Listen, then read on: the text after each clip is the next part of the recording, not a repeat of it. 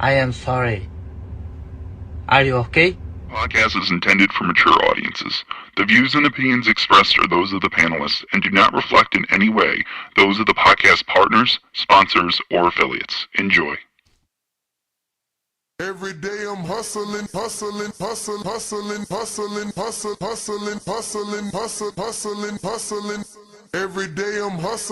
Every day I'm hustling.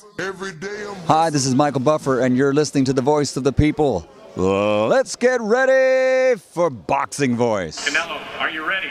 I was born ready. Considered by many to be, pound for pound, the best fighter in the world today. 4-division, 5-time world champion. Oh, look at this guy. He is now boxing's first ever undisputed super middleweight champion of the world. Damas y caballeros de Guadalajara, Jalisco, Mexico. ¡Viva México, cabrones! You know my level, and you will see, because I'm gonna fuck out everybody. You know, I would love to fight Canelo. I would love to show the world that I'm the best. I want to get Canelo out here to Houston. Oh, Canelo, where your cojones at? Let's get it. Payday, you want payday. I know that. Man, you fight with nobody. TheBoxingVoice.com. Listos, pelos, chingazos. He smacked the shit out of Canelo in Get person. the fuck out of here, man. Please. I wanna knock out this guy.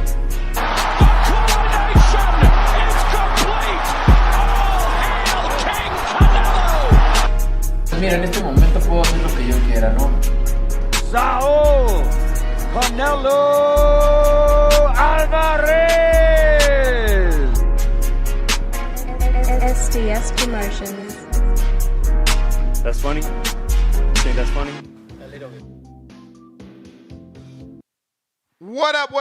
Welcome back, ladies and gentlemen. Welcome back to another edition of the Boxing Voice Radio. I am your host, Nesta Gibbs.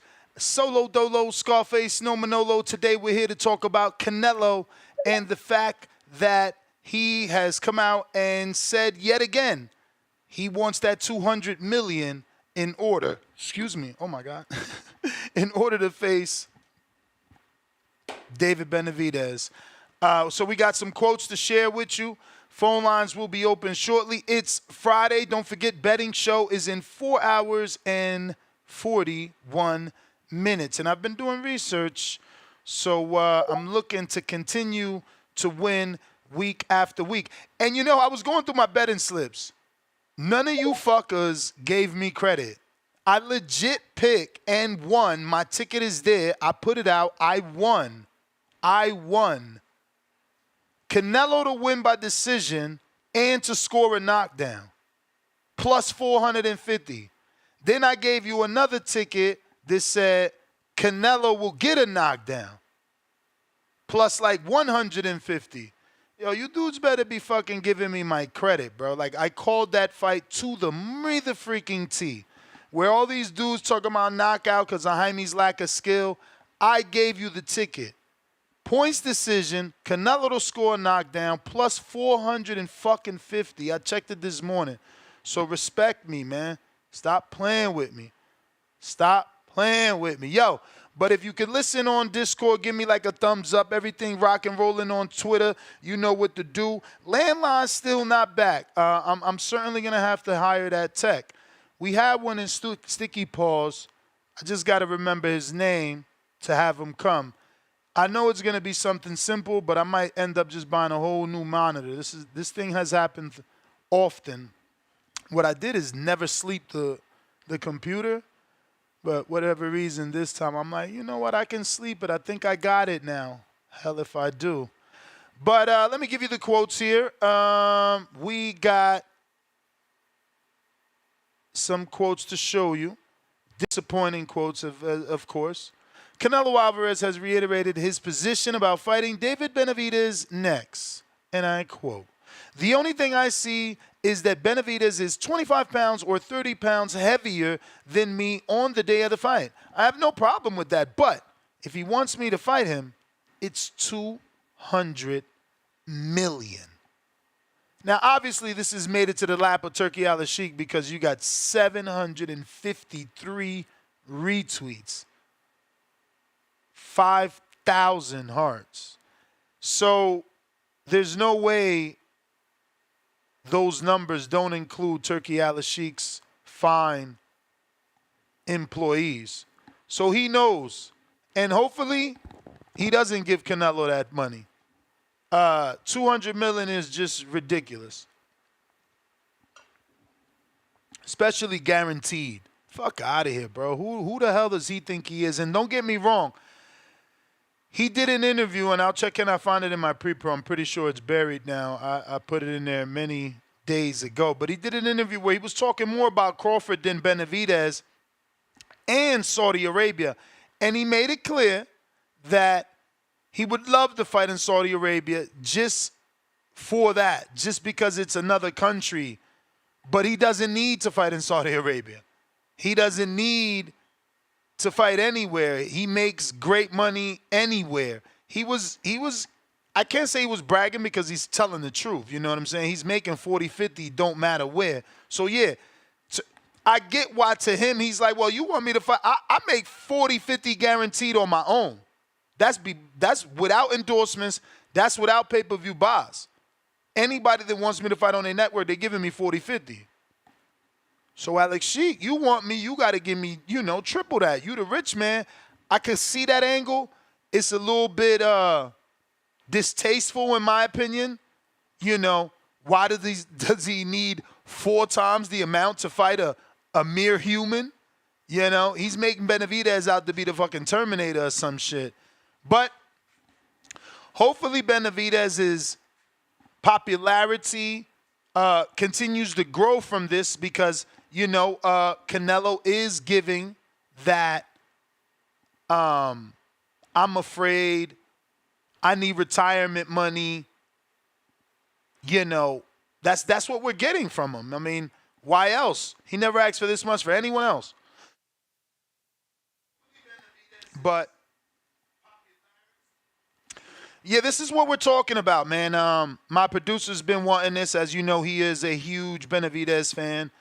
He's been wanting this for a few days, and I felt like today is the right day. It's Friday. Don't forget, once again, betting show at 10:45 a.m. Pacific Standard Time. That's 1:45 Eastern. And, if you want to call in, Discord is available, as is the Twitter Spaces. I'm just looking for this video of Canelo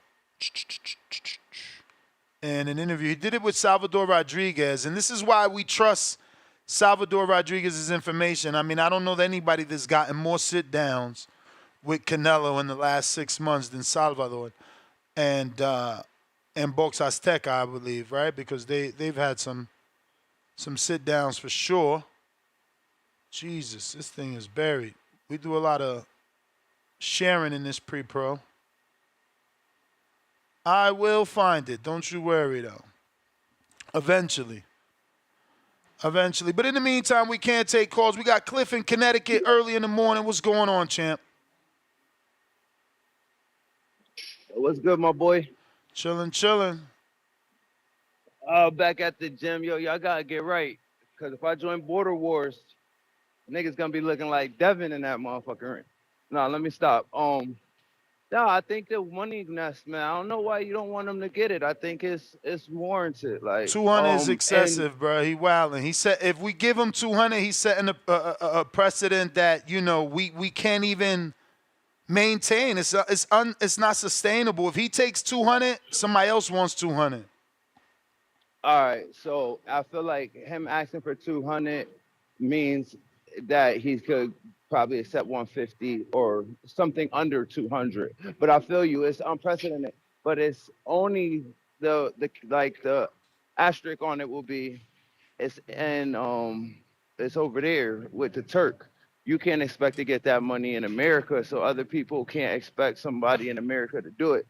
You only could get that type of money from Yeah, Turk. but then you'll get motherfuckers holding out. Like, fuck it, I'm waiting to see if Turk gonna do it. Like Tank could do some fuck shit and be like, all right, you want me to fight Shakur or Devin? No, I need my 200 from Turk. Like, I understand where you going with it, but I feel like Canelo don't really have to fight him. David is a beast, like, and he's already making 50, like you said, versus anyone. So why not triple that for the biggest fight in boxing? A very dangerous fight for him. David is mad big, even though they both at the same weight. If they gonna fight at the same weight, it just makes sense to me. And we all wanted it. He's not.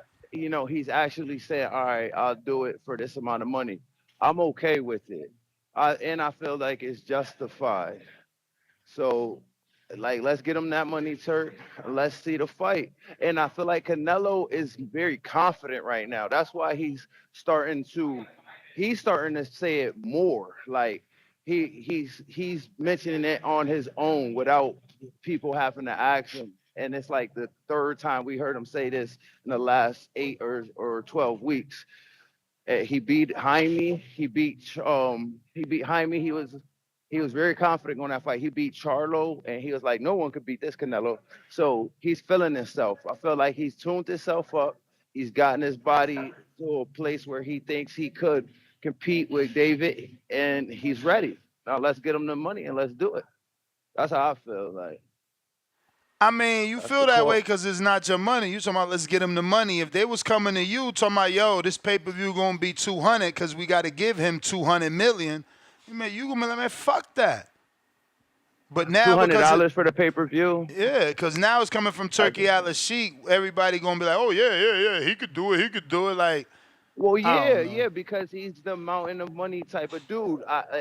So yeah, he could do it. And the pay-per-view, as us as fans, we gotta pay for it. If he's gonna break the record, I know you don't like when we say this on the show, but if he's gonna break the record, then we gotta have to pay the record price for pay-per-view. The highest one I saw was Floyd and Packy for 100. We gotta pay 125, yeah, we gotta pay it. Yeah, the world is changing. The minimum wage has went up. And the dollar bill has less value, so it's not the 200 million today ain't the same what 200 million was yesterday. So it is what it is. $100 pay-per-view today is an $150 pay-per-view. Like Floyd's $100 pay-per-view will be equivalent to $150 now. Is what I'm trying to say. So let's make it happen. Turk got mountains of money, he said. Let's make it happen. But that's my call, bro. all right, champ. All right. Yeah, I ain't paying no 200 or no 125 for no pay-per-view. But phone lines are open if you want to call in. We got Easy. What up?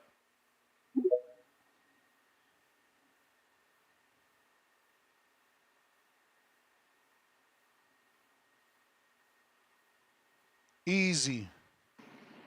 Hey, what's going on, Ness? Can you hear me? Perfect.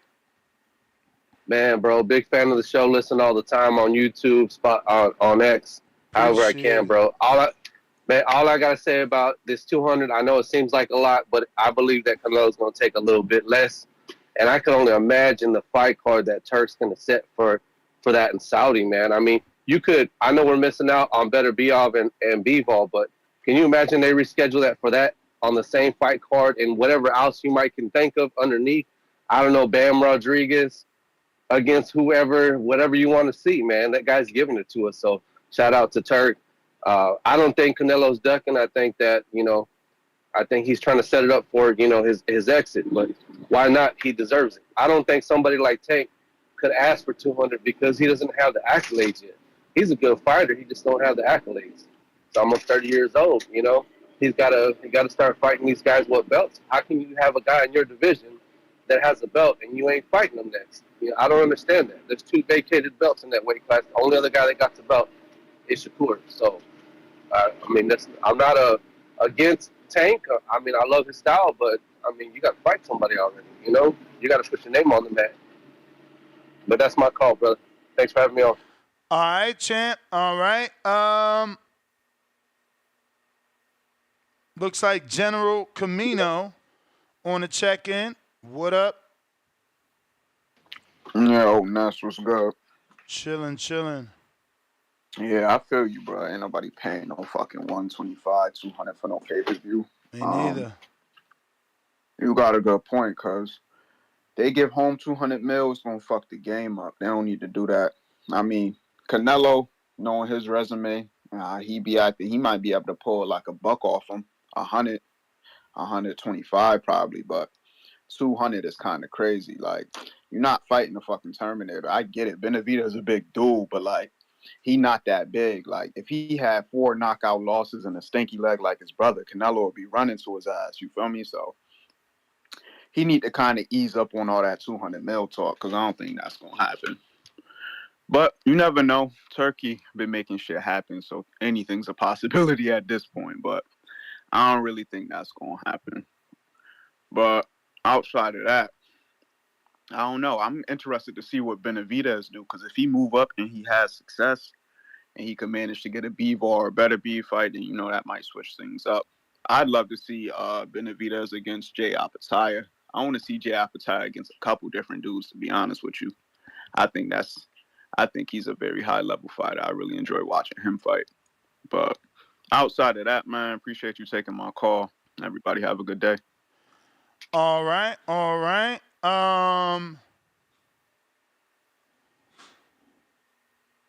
If you're interested in calling in and voicing your opinion, don't forget Discord, Twitter Spaces is available. Looks like we got Main Ski, member for 10 months on that champ level. How many pay-per-views would they need to make 200 million back? Bruh, you got to divide 200 million into 80. It's a lot, man. It's a lot. Ryan Jackson, welcome to the Prospect Level Chin.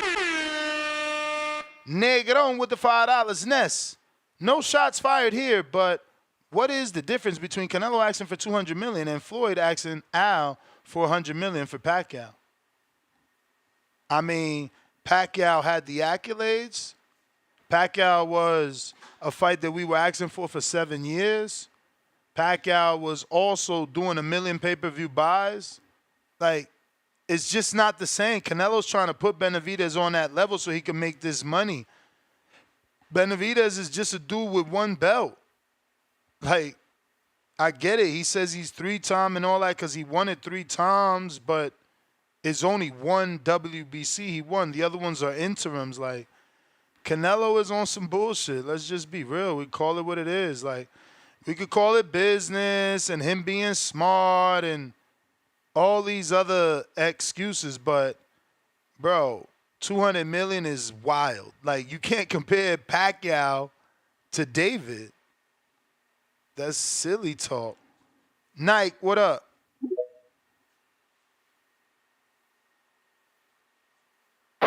Yo, you got me? You know it. Shouts out to the Boxing Voice, man. Shouts out Ness, Danny, whole team. Yeah, that 200 mil is crazy, man. Canelo, I don't even think, the way, like you just said, Ness, I don't even think it's close to 100 mil. Like, people just throwing numbers out there, man. Like you said, Pacquiao had accolades and shit in the fight we wanted for 7 years, so you can't knock Floyd for asking for that 100 mil. And Pacquiao was knocking shit out, so I mean, hey, who knows if Floyd, I don't know, he'll never admit it, but who knows if he had the doubt that he might get in there and get knocked out. And he got to, have his retirement money or his money put up. But as far as a 200 mil crazy, 100, now I can see them offering Canelo as like 60 million, 70 million to fight Benavidez, or like a 75 million. I can see that much, but 100 now, come on, people acting like fucking 100,000 not a lot of money. Like, come on now, shit. Like, you go from fucking 200 to 100 like that still ain't steep. They ain't no big drop off, that's still a fucking lot of money. So I don't see why people keep throwing that 100 million around or 200 mil. Canelo throwing that out there to see what biggest number he can get. Canelo throwing the bait out there to see which biggest fish gonna grab it. That's all. So niggas can't get mad at Canelo for saying 200 mil. That's why I don't be understanding that either. Like, how y'all mad at Canelo for fucking shooting for the stars and landing on the moon? Y'all can't get mad at Canelo for that. Cause shit, if I was fighting, hell yeah, I'm gonna say, hey, give me 200 mil. Then what if a motherfucker come up to me and be like, nah, Knight, we ain't gonna give you 200 Yeah, mil you to just fight him. proving you scared. That's all. You proving you scared. Benavidez don't got the accolades of Kovalev, of Bivol. He you know what I'm saying? Like, That's he what I'm ain't saying, Triple cause, G. You just proving you scared. but nah, I'm saying, I mean, I can see that angle too, Ness, but what I'm saying, don't Canelo get like 50 million a fight, damn near? Yeah. That's what I'm saying, So Benavidez shit. is worth 4 times that. You got to pay you Nah, 200 cuz nah, what? That's it's my not. point. That's my point. Like, It's not, Ness. Benavidez isn't I more get of a you. threat than Gennady. Like, what the fuck is going on? This dude's tripping. He's wilding. Nah. I say he more of a threat than Gennady, but he ain't got the accolades like Gennady. I would say shit. I mean, I would say again, he ain't got. I went through this. Gennady had one punch knockouts. Like, where's Benavidez one punch knockouts? Like, dude's making it to the 12th Nah, round. yeah, Benavidez ain't got the one punch knockout. I just said that before, Ness. I'm on record saying Benavidez overwhelm you. He get that stoppage, you know. But I don't see like that's what I was saying. Like asking for 200. What if they be like Canelo will give your ass 75 million? That's 25 more million than what he makes. So he might be like, hell yeah, I'll fight him. You may feel like it's your time, But Yeah. real quick, but Ness, it's not your do time. Cam and what's the name fight today? Cam. Cam and Loma, do they fight today? No. It's not today. Oh, Let me double check. It's all right, tomorrow, but the yeah, that's 11th. okay, all right. You get to the other callers. That's my call. Appreciate that. All right.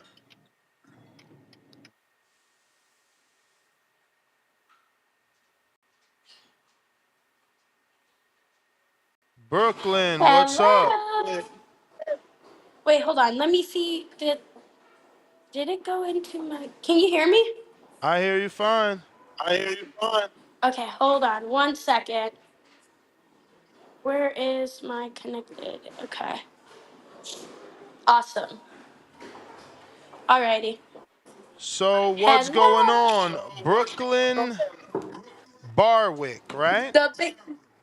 Yes, it is. Hi. How are you? I'm doing well. What about yourself? I'm good. I'm good. Happy to have you. So, um, let's take it from the beginning because you've had a wild start to your career, your professional career Yes. in boxing. So, you didn't take the normal traditional route. This was something that I guess sparked after a rough and rowdy competition. Okay, she froze. It sparked after an insert card. Brooklyn, you don't Can have you hear any me? service. Can you get anywhere with a little more service or connect to Wi-Fi? Can you hear me? Yes. Okay, hold on. Let me go over here. I'm so sorry about that. No I'm right now in worries. the gym. I'm right now doing my training camp stuff for my pro debut. But yes, so my career actually started from an influencer card. So I'm not a proper amateur. I'm mostly, I would just say, like a crossover boxer. That would be the best wording for it.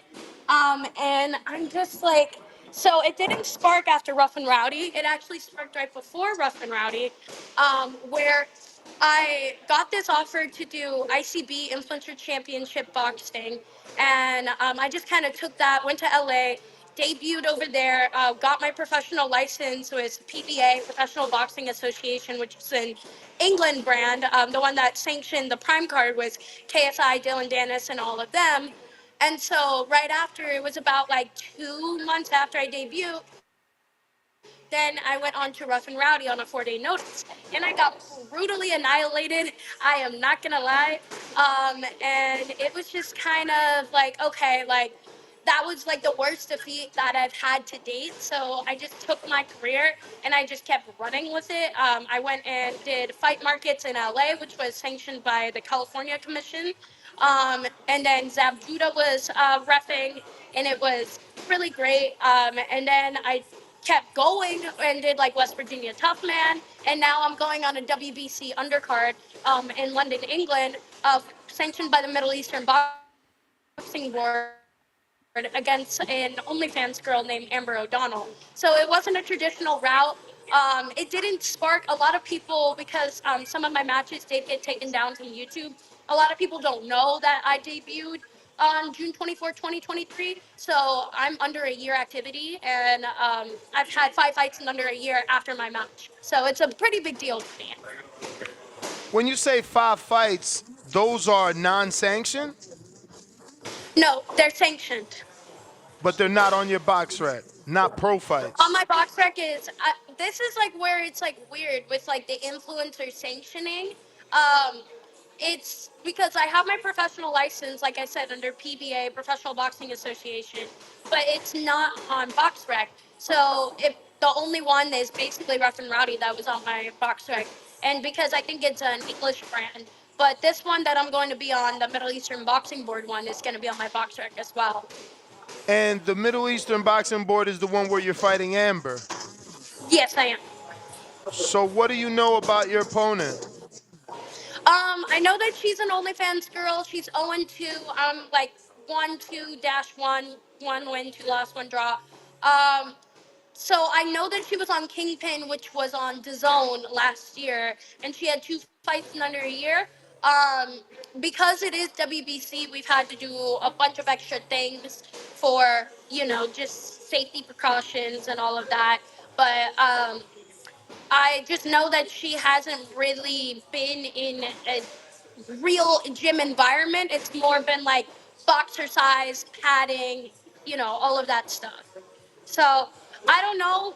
Again, like Kingpin is way different than what I've actually stepped onto.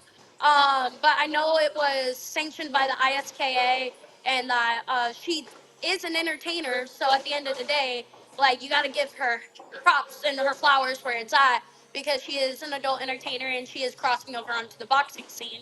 But the only thing I will say is that if you guys, I know this is masculine industry, if you guys have seen Mean Girls, she's like a Regina George. So I'm kind of excited. So when I go out to England, I'm kind of excited to feel her out because I do more of the respect level.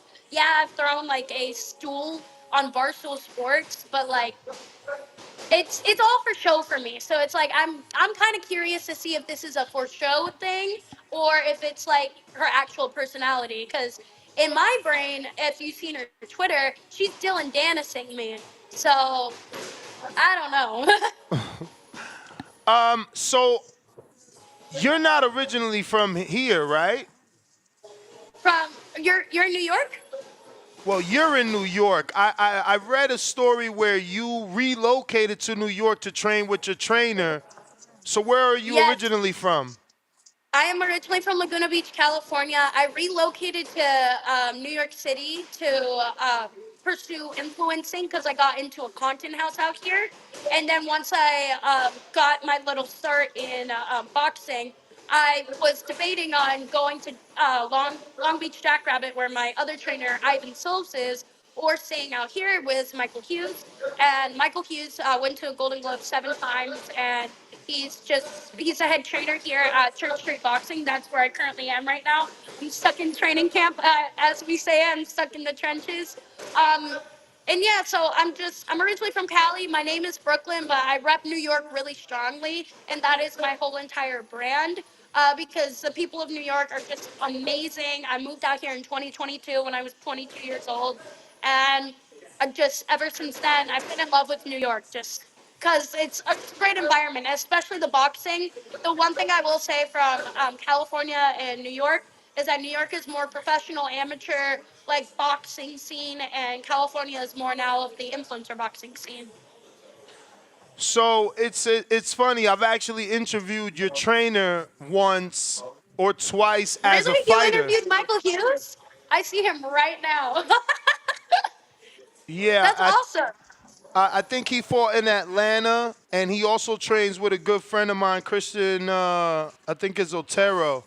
They used to Yeah, spar. I'm looking at him right now. I think I have seen it because I did send a screenshot of your page. I was like, hey, I reached out to this like podcast brand. I see you follow it. What's your thoughts? And he told me that like it was a good little brand and that it was a good show. So I trust him for everything. He's literally like my best friend. So Yeah. I mean, we just had a professional fighter on yesterday that is, very adamant about potential boxers not being able to learn the sport properly unless they're being trained by someone that actually has done it. Is Michael your first trainer? And if he's not, no. can you compare him to whoever you were Yeah. with in the So past? not to dog any of my other trainers because I've been in California was not like my first trainer either. He's more of like my secondary trainer for when I do go out there because I do go out there for business. So I had a trainer in Harlem who honestly didn't install belief into me, and it sucked because it was a mixture of I'm not a proper amateur. I am an influencer boxer, obviously. And then I am a female as well. So it's like, I felt like those two things, like, he was just in it for the check, like asking absurd amount of money for training camp, which I found out later it was like way too much. Like, obviously, I do pay Michael good, but it's like, there is a certain limit, of like, okay, like this is OD in my opinion. So the reason why I like Michael is because Michael actually not only is he now a friend of mine, but he actually, like he said, has had a professional career and he has been amazing at it. And he focuses on the little things with me because it's just now like we've been training for about 6 months. I took my first private with him in August. And then I finally told him right after my surgery, I was like, all right, like, because it was just, a constant battle of do I want to go to Ivan or do I want to stay with Michael? And Michael actually, I was talking to him and I was like, you know what? Like, I'll stay in New York. Like, I will take this leap of faith and I will train with you because Paul Bamba, who is another professional boxer, gave me this recommendation to Church Street. And I wouldn't be here if it wasn't for Michael. And the thing is with him and I in training camp, it's just him and I in the trenches. That's what we always say. And I know boxing is supposed to be a lonely sport, but honestly, he doesn't make me feel that lonely in the ring. Because yes, it is me fighting. We've been to like sparring sessions and different, just functions in like the boxing world, and he is very, very particular with certain things that I do without saying anything, just because I don't want to be like putting it out there what my game plan is for England. He's very specific, and I think this is why that now, as I'm walking onto this WBC card, it's going to be a different fighter in me, and I'm actually really glad that I did stay. So training camp has been good. Michael Hughes, dope as fuck. Excuse my language, but I I feel like it's a different vibe because he's also just a genuine human, and I go off of vibes. I know like female, oh little baby, but no, it's like I go off of vibes, and he genuinely wants to invest in me into like my career. He's put his time and energy into me, and I think that's why with now me stepping onto that card, I'm gonna be a different fighter because I have that support. So it's just a different vibe. I love it. And I will be going like and visiting my family and like seeing Ashton Sills and Ivan Sills. But my training camp, my main trainer is Michael Hughes, and we have a couple other cards that we're doing this year, and I I aspire to be him. I aspire to be him. He had a great career, so I want to be like a mini Michael, a mini version of Michael. So yeah. So what drove you to boxing, though? I mean, if you're an influencer and you can fly from coast to coast, why do you want to get punched in the face? I have an adrenaline rush when it comes to boxing. I don't know what it is. I have that dog like energy when it comes to this shit. So I was actually in LA with like a couple of my other friends. It's funny because my friend that actually introduced me to boxing is named Amber Messner. Not Amber, the one I'm fighting, but I was at her house. I was homesick at one point from doing all this content stuff out here in New York. So I flew out to LA and we went to the Viper Room, if you know what that is. And we basically were just like having a good time, drinking, doing the normal things. And this promoter who was with Influencer Fight League asked her, said, "Hey, do you want to go step in the ring again?" She was like, "I don't want to step in the ring." But my friend Brooklyn, she has that dog-like energy. She's been saying she wants to fight somebody. Because, long story short, I was going through an emotional time. And he bought me a drink. He sat me down. He was like, "Look, I have this matchup for you." Ended up being his girlfriend. Don't know what that shit's about. Like, that's a whole other topic. But and he just said, "Look, like, if you train, I only trained for 2 months before my debut." He was like, "If you train and do this, like, you're gonna be on Fight TV. You're gonna like have the notoriety. You should just try it. Like, you have great following." And so I did. I did my first trainer in Harlem, and like I ended up getting that confidence, but it just wasn't enough to solidify the win because obviously it was only 2 months compared to a girl that had 2 years of training. Um, so I just kept doing it and doing it, and even with every loss, it just like, yeah, I could go and like like you said, fly from coast to coast. I get offers all the time to be in music videos. I get offers to like do different things, but I genuinely love boxing because it has taught me to like fight through my demons. I'm a very anxious person in my little world and I don't know, boxing has made me into a beast and I feel like a little mini pit bull when I do it. So Nah, that's awesome.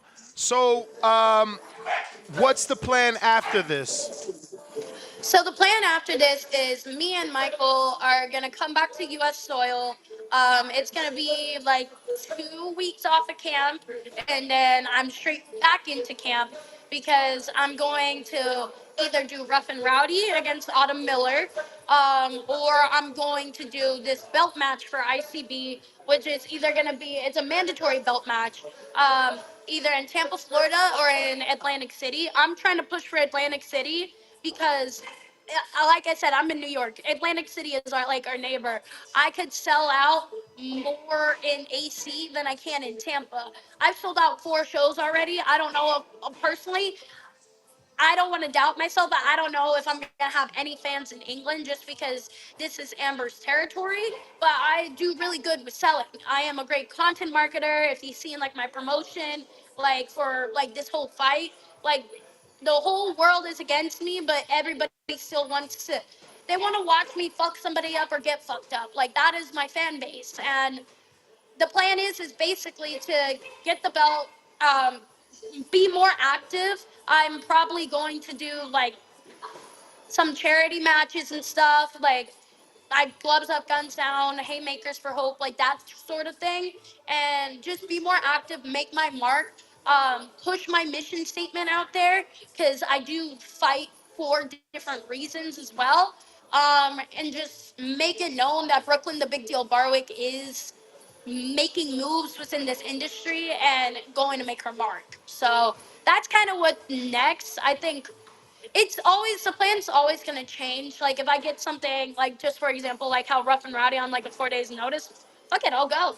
But me and Michael, like it goes day by day, and I'm really blessed to have my Church Street family that does support me. Mark, the owner, really does love that I do this, and at the end of the day, it's a great thing. So the goal is not to be a professional fighter. Yes, eventually I will go professional. I had the opportunity to debut in Tijuana, Mexico. This was like in October of last year. But my coach says I should just do like a couple rounds of this influencer stuff. Especially Misfits has their 5-year DAZN contract. So I've had the opportunity to go on to Misfits, but unfortunately it slipped through my fingers. No, another story for another day. But I kind of want to make my rounds, do my stuff, get my foot in the door, and then eventually, I know Amanda Serrano hates me, so I could step in that realm, but respectfully, like it's gonna take me a year or two. So Wait, wait, wait, wait. What do you okay, mean so Amanda we're gonna hates touch you? base on this. Okay, I don't know if she hates me, but let's just say back in July when I was trolling on the internet, I I didn't know who Miss Serrano was, like, because again, I was so new. I knew that she was fighting Heather Hardy, and Heather Hardy is like my girl at Gleason's. Like, everything I aspire to be. So I just was trolling and being like, yeah, I can take a punch from you. Oh, yeah, yeah, yeah. Because again, I'm a content creator first. Like, I'm going to make my noise. That's why I'm called the big deal. I make everything a big deal. And yeah, she didn't like that. She didn't like that. I got a couple tweets, a couple mentions. So, and respectfully, Amanda Serrano would kill me. So, all flowers Why for your her. trainer ain't set up some sparring? You guys all in New York sometimes. I mean, I know she's in Puerto Rico these days most of the Yeah, she's in time. PR mostly, but she's a PK girl. I'm in Harlem, but like I go to like Cops and Kids and train with like Killer Mel and Miu and everybody over there. Like You I can spar make that. Mel. Yes, I actually have sparred Mel. Mel is actually my female mentor. I love her. Okay, nah, I know her too. That's dope. So Yeah, no. So, going to Cops Coach and Kids, Sosa. have you met Sosa? Yeah, Sosa. I love Great. Sosa. Sosa, he's like. So I was gonna go to Cops and Kids before I went here to Church Street, but I live in Harlem, so that's like an hour subway ride. For I sure. do go there. I do go there for sparring. I've met Nikita. I've met everybody there. They're amazing over there. But it's just too far. So I only go there for like sparring and special events, or if like my coach is like occupied. So Yeah. yeah. But and then I mostly bring Michael around. Like we just went to Gleason's. I said what's up to Heather before her whole announcement came out. Um, and yeah, I'm making my like name known out here, and I'm blessed that I have like the mentors that I have, which are like Mel, so I can ask anything. Like he's a dope dude. He always loves giving me like advice and stuff. I have Michael Hughes.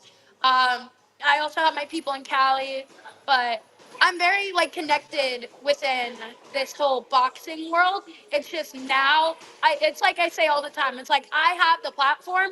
Now I just need the OGs to help me so I can become the baller that I'm supposed to be. So tell everybody what's the date of this fight and how they can watch it. Yeah, so it is June 15th in London, England at the O2 Indigo Arena. It went from That this holds is a about whole other thing. 2,000, right? What? It holds about 2,000, right? I don't know the capacity. I honestly, I wish I did, but that's not in my contract. All I just know is that if you want some Team Brooklyn merch, send me your little order number and I will send you merch because that's how I know that you're showing up for me. And number two, the only thing I know is that me and Mike have to go June 9th to England. I have a press conference away in that type of thing. I don't know anything yet. It's like it's like a month and some change out. June 15th, 2024. It's gonna be my fifth fight in under a year activity. It's dope as fuck. I believe it's on Fight TV. But you can obviously, not to plug myself, but you can look at Brooklyn Barwick, BrookLynBarwick, for all of the updates. And then the official account for this match is Crypto Fight Week, and it's by WBC Middle East and the Middle Eastern Boxing Board. So you can keep up to date with if anything happens with streaming. But I believe it's Fight TV. It's free. It was a pay-per-view, but now it's free. So you can watch me kick some ass because I'm going to kick the OnlyFans out of her. The one thing I do want to push and I do want to say on this podcast is that it's great that these adult entertainer stars are crossing over onto women's boxing, but please have the respect barrier. Don't clash. Amanda Serrano, Heather Hardy, and all the OGs, Mel, everybody has like those are my like blueprints of who I want to be, and I just want to give respect to the OGs, to the women of boxing, and to the pioneers. So that's my only thing is I gotta kick the OnlyFans out of this bitch because it's insane. Regina George energy, if you know what I'm talking about. I need to know what happened with Misfits. I was gonna let you go, but I need to know what happened with Misfits because it seems like that would be, you know, a good place for you, right? And Yeah. the way you're So, talking about this woman, I mean, there's who's the girl that's always with Ebony? That's also OnlyFans. There's like a bunch of girls Elle that do Brooke. OnlyFans on Misfits. There's like Elle Brooke, Elle Astrid Brooke. Wet. Elle Yeah, Brooke. Elle Brooke, yeah. So I do have a video with her. I would love to fight her one day. What happened with Misfits is basically, long story short, I was dating a commentator, and this commentator kind of ran my name through the depths of everything. I'm not going to say his name because I'm not going to give him the platform or anything, but it was just a hard time for me. I'm a very emotional person as it is, very public mental breakdown. And I just got Mams Taylor, who is the president of Misfits, got a text from him saying, hey, like if you break this kid's heart, I'm going to take it personal. And I'm more of a business oriented person. So I Oh wow. Looks like you lost some service. Can you hear me? Do you hear me? Brooklyn. Can you hear me? Now we do. I'm right here. Can you hear me? Yes. Okay, awesome. I'm so sorry. I got a phone call. I just put my phone on Do Not Disturb. But, anyways, so as I was saying, I was dating this dude, very public mental breakdown. And then I got a text saying, hey, like, if you do this, I'm going to take it personal. And so I told Mams, I was like, look, like, I love the kid. But obviously, very, like, relationships don't always work out. And basically, the reason why I'm currently not on Misfits is he just took it personal. That's it. And it Yo, did affect my business. Brooklyn. I think the biggest What? story is your weight loss. What the fuck? Did boxing help you with that? What's going on with the background noise? You're killing me Yes. right now. Okay. What's going on Okay. with the So yeah, background the noise? What's biggest. going on with the background noise? We getting a lot of feedback. Okay. Can you hear me? Yes. I am so Holy sorry. Again, shit. But I you am in was the. so is it all boxing to help you lose the weight? Yeah. So Michael Hughes is literally the conditioning icon of it all. Um, he makes me do so much shit to a point where it's like I sometimes break down in this. Yo. This is a big Yeah, no, I break down. transformation. I know, big transformation. I went from about like almost 140 to now I'm resting weight 125. Yeah, What? no, You 140, brother. wildin'. You telling me that wait, that was only 140? I'm 4'11". Do you want to see what I look like when I'm standing up? Like, cause my weight is like not proportioned. Like when I stand up, I'm this tall. I can fit into this frame. Like I'm short as crap. Like so my thing is that it was mostly boxing. Yes, That's I did crazy. but Yo, you're like a whole nother person. I ain't even what the fuck? Nah, I this is know amazing. This is amazing. No, shout out to your trainer. What in the freak? Yeah, literally shout out Michael. Ah, I have to listen. bring it, but he's literally like, I tell I'm my at wife every him. But day, he's there's nothing gonna make you lose weight like boxing. I tell her every day. Nothing will I make you lose swear to weight like God, boxing. I actually have abs right now. Like my legs are good. Like yeah, like look Nah, at the you full got definition in your legs now for sure. bro. I'm telling you this right now. Like if you are in New York City, this is no plug at all. But I'm telling you, my coach is literally, You got to be he's literally the dedicated, though. most kicky person ever. For arm plates, go do your bicycles. We have fights on the treadmill. We I'm literally have sure. fights on the treadmill where I'm like dying because I'm like, why am I'm a small person, as you can see. I'm like, why am I at 8.4? Why am I at 990? Like, why? Why do I have to do this? I have little ass legs. My gas tank. I can go honestly after training with Michael. Now, like for sparring, I gas out around round 10, and we do like sometimes we do 3-minute rounds. I'm not gonna lie to you.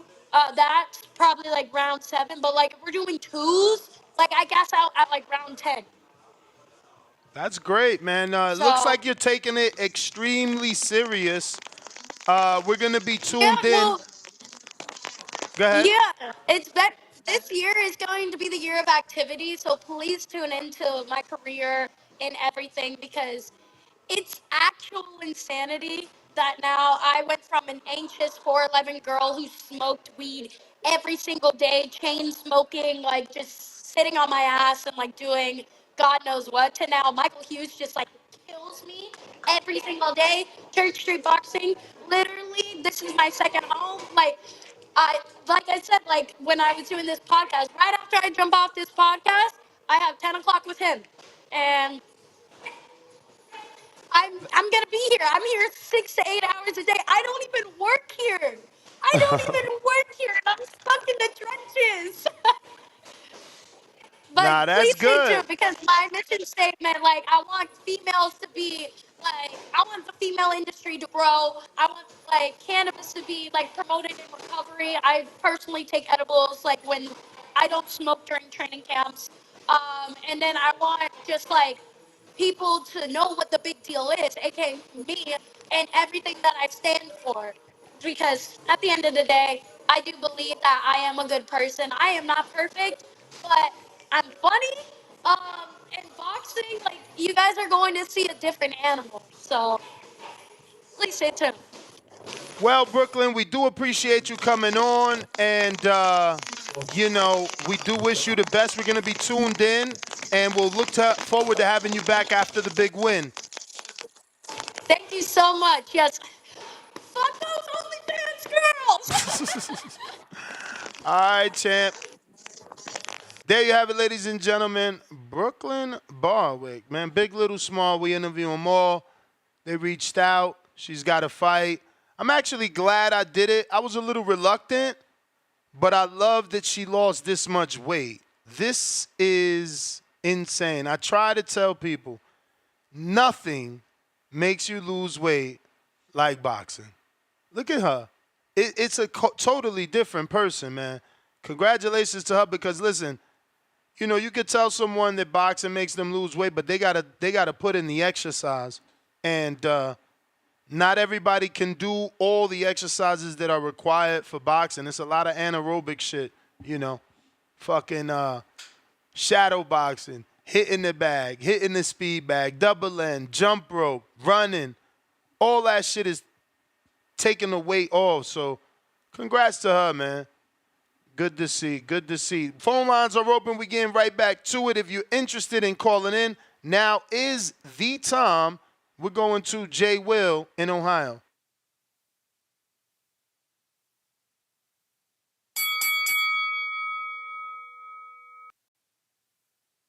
J. Will in Ohio.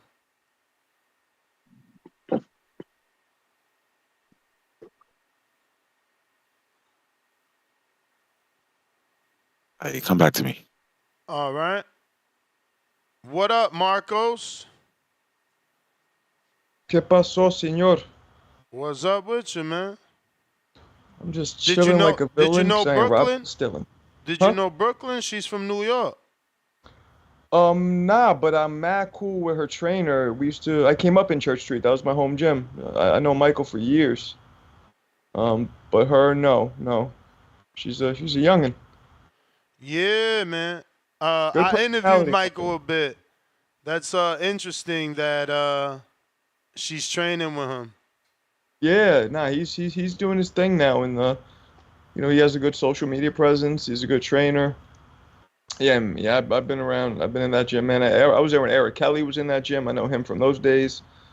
Um, yeah, that was a long time ago. That was my home gym for years. You ever been there? Church Street? Yeah, been everywhere in New York. Yeah, I figured. They got a bunch Anyway, of new locations now. let's see. If you're interested in calling in now, is the time. What's your thoughts, champ? It looks like Canelo has reiterated that he wants 200 milli. He said that again? Who said that again? The only man that ever asked for 200 million to fight. Yeah, he said it again. He said it again.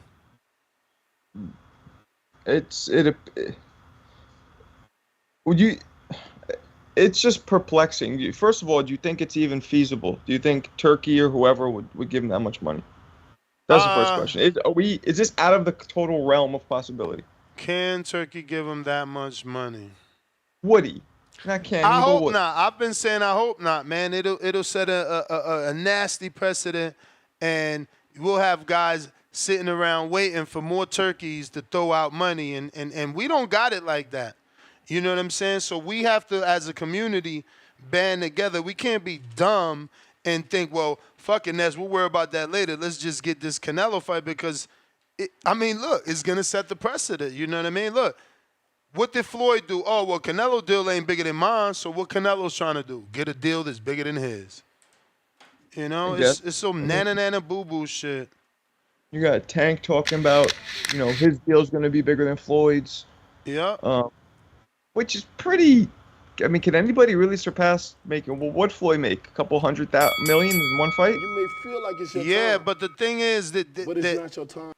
Passing Floyd's deal on a guarantee could probably be done, but can you pass Floyd's deal entirely when it's all said and done? Floyd had the right dance partners to take his deals over the top.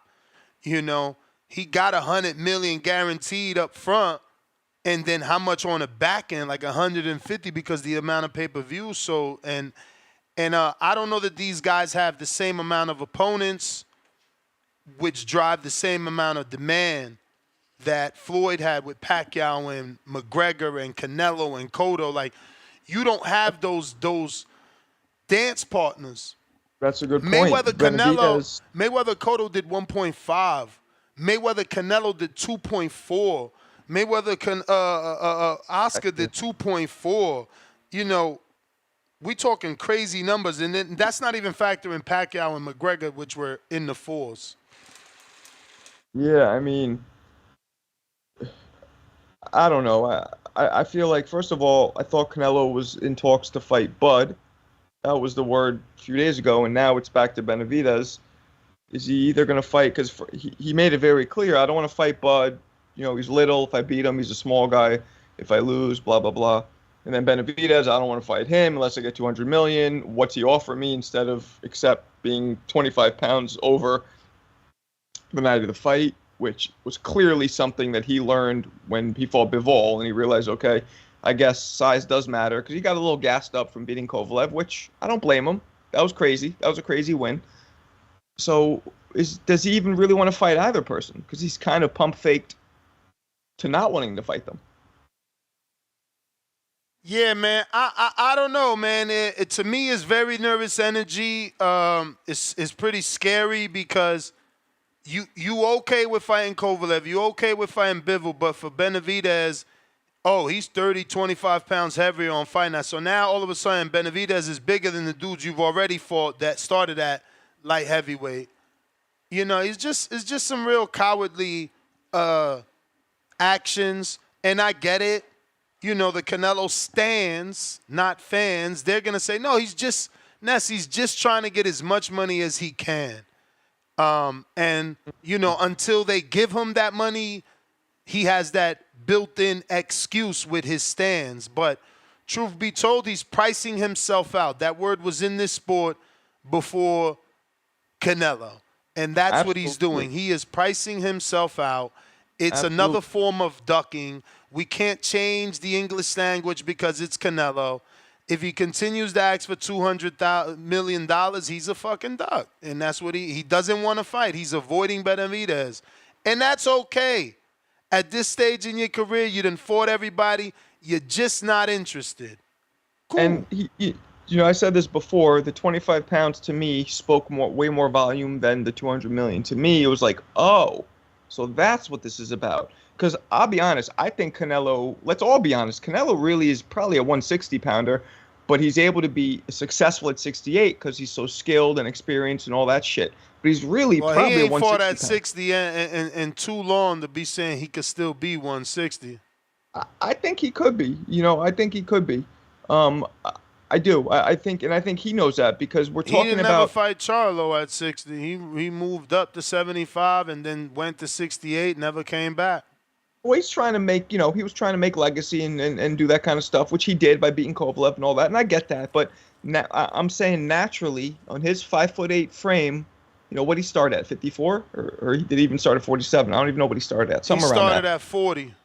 40, but he was 15. So I think he's naturally about a 160 pounder in my opinion because you're dealing with rehydration, right? He might be able to get up to 168, but now he's dealing with dudes who could come up 25 pounds because of rehydration, and that's where the discrepancy is. He's like, I'm not fighting a 6'3" dude who's going to weigh in at probably damn near 190, 200 on the night of the fight. So that's to me, and that's a valid point. But at the same time, Benavidez is making 168 by the rules of all the sanctioning bodies, and he's doing everything he has to, so he should fight him. But it is what it is. All right, we got James in Atlanta.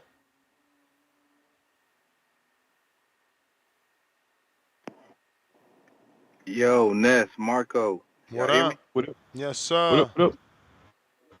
What's up, man? Hey, Marco, man, you spot on with that, man. David Benavidez was definitely way probably closer to 200 on the day of the fight, man. So it's the risk. Like, what's the problem with him asking for 200 million? Like, he been carrying the sport of boxing for God knows how long.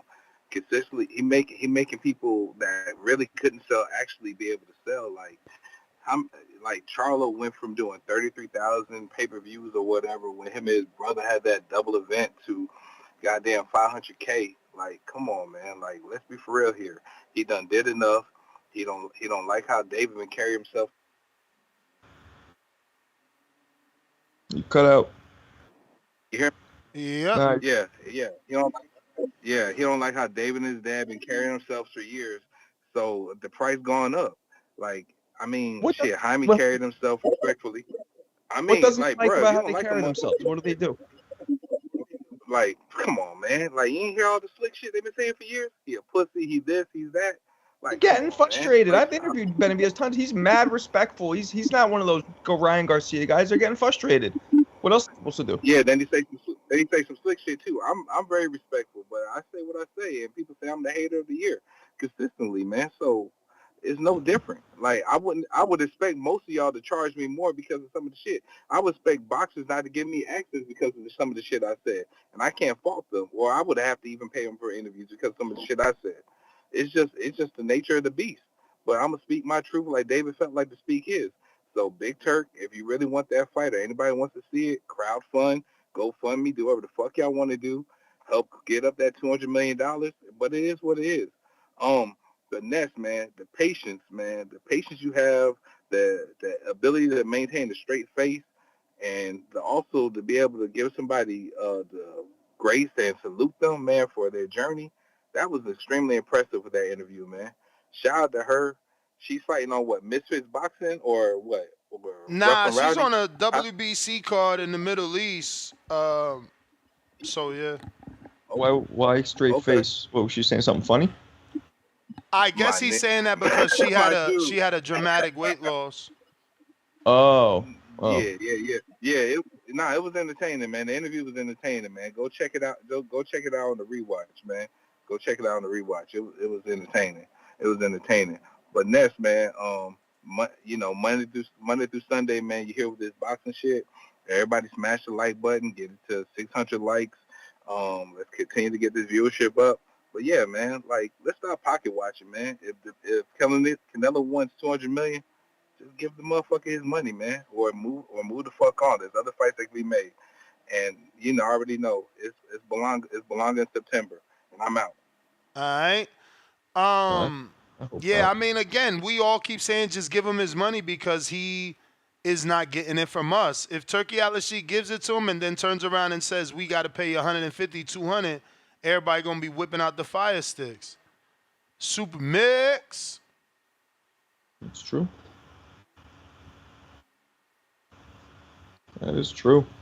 Main Ski 402, member for 10 months on that champ level. How many pay-per-view buys? Oh yeah, we read that one.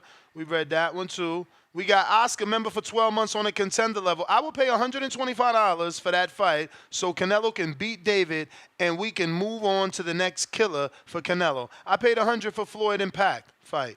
I paid $100 for Floyd Impact fight too. Don't mean I want to pay $125 for David and Canelo. And I'm not paying $125 for David and Canelo. Then to Raw, $5. Canelo's triple asking for 200 mil. I have nothing to prove. No more is stupid thing to say. Top dogs need to fight top dogs. Purr. Yo, yo. What up? What up, Ness? What up, Marco? What's up? Yo, if I go over, just bill me. Ness, you hit it right on the head. At the end of the day, you don't want to set that precedent of especially fighters, because then you're gonna have, guys like Tank, guys like Ryan, the big names start to do the same thing. I'm only fighting for X amount, and it's hard enough getting the fights we want as it is. That's just gonna add an increased roadblock. So I think you hit it right on the head there.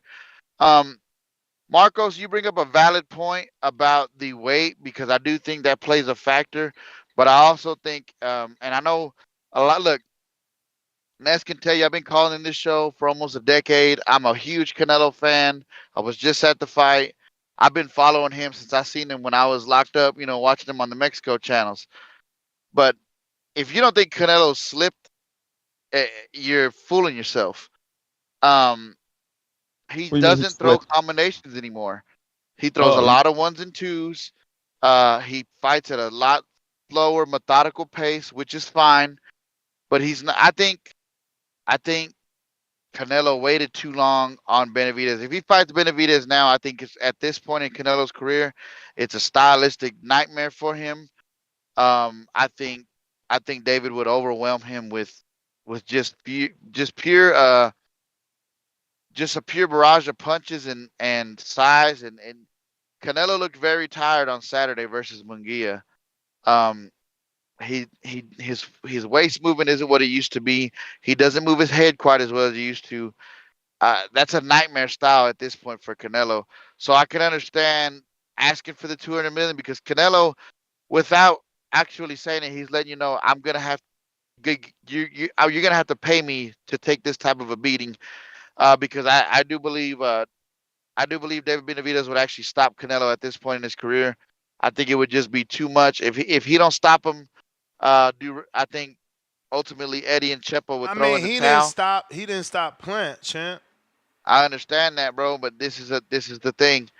That don't mean nothing. Canelo stopped Plant, but he didn't stop Munguia. That people stop people and some people don't. And that's cool. But why do you think he will stop Canelo, who's never been stopped? Yeah, and I don't think he's gonna one punch put him out. I think it's gonna be just an accumulation. I think he's gonna put a beating on him, and I think ultimately the referee will have to step in, or the court.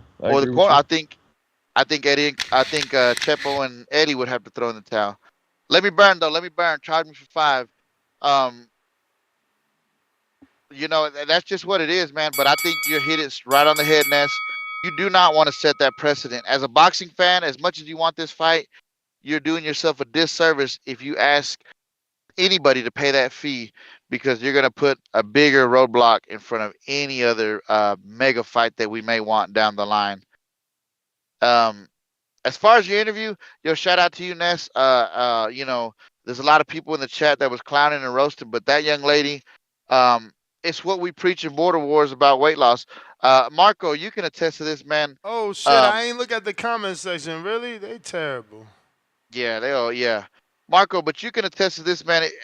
It's easy to talk about what people should do and would do, but and Ness, you can too. Actually, we've all three, as in some form, no matter how small, have actually done it.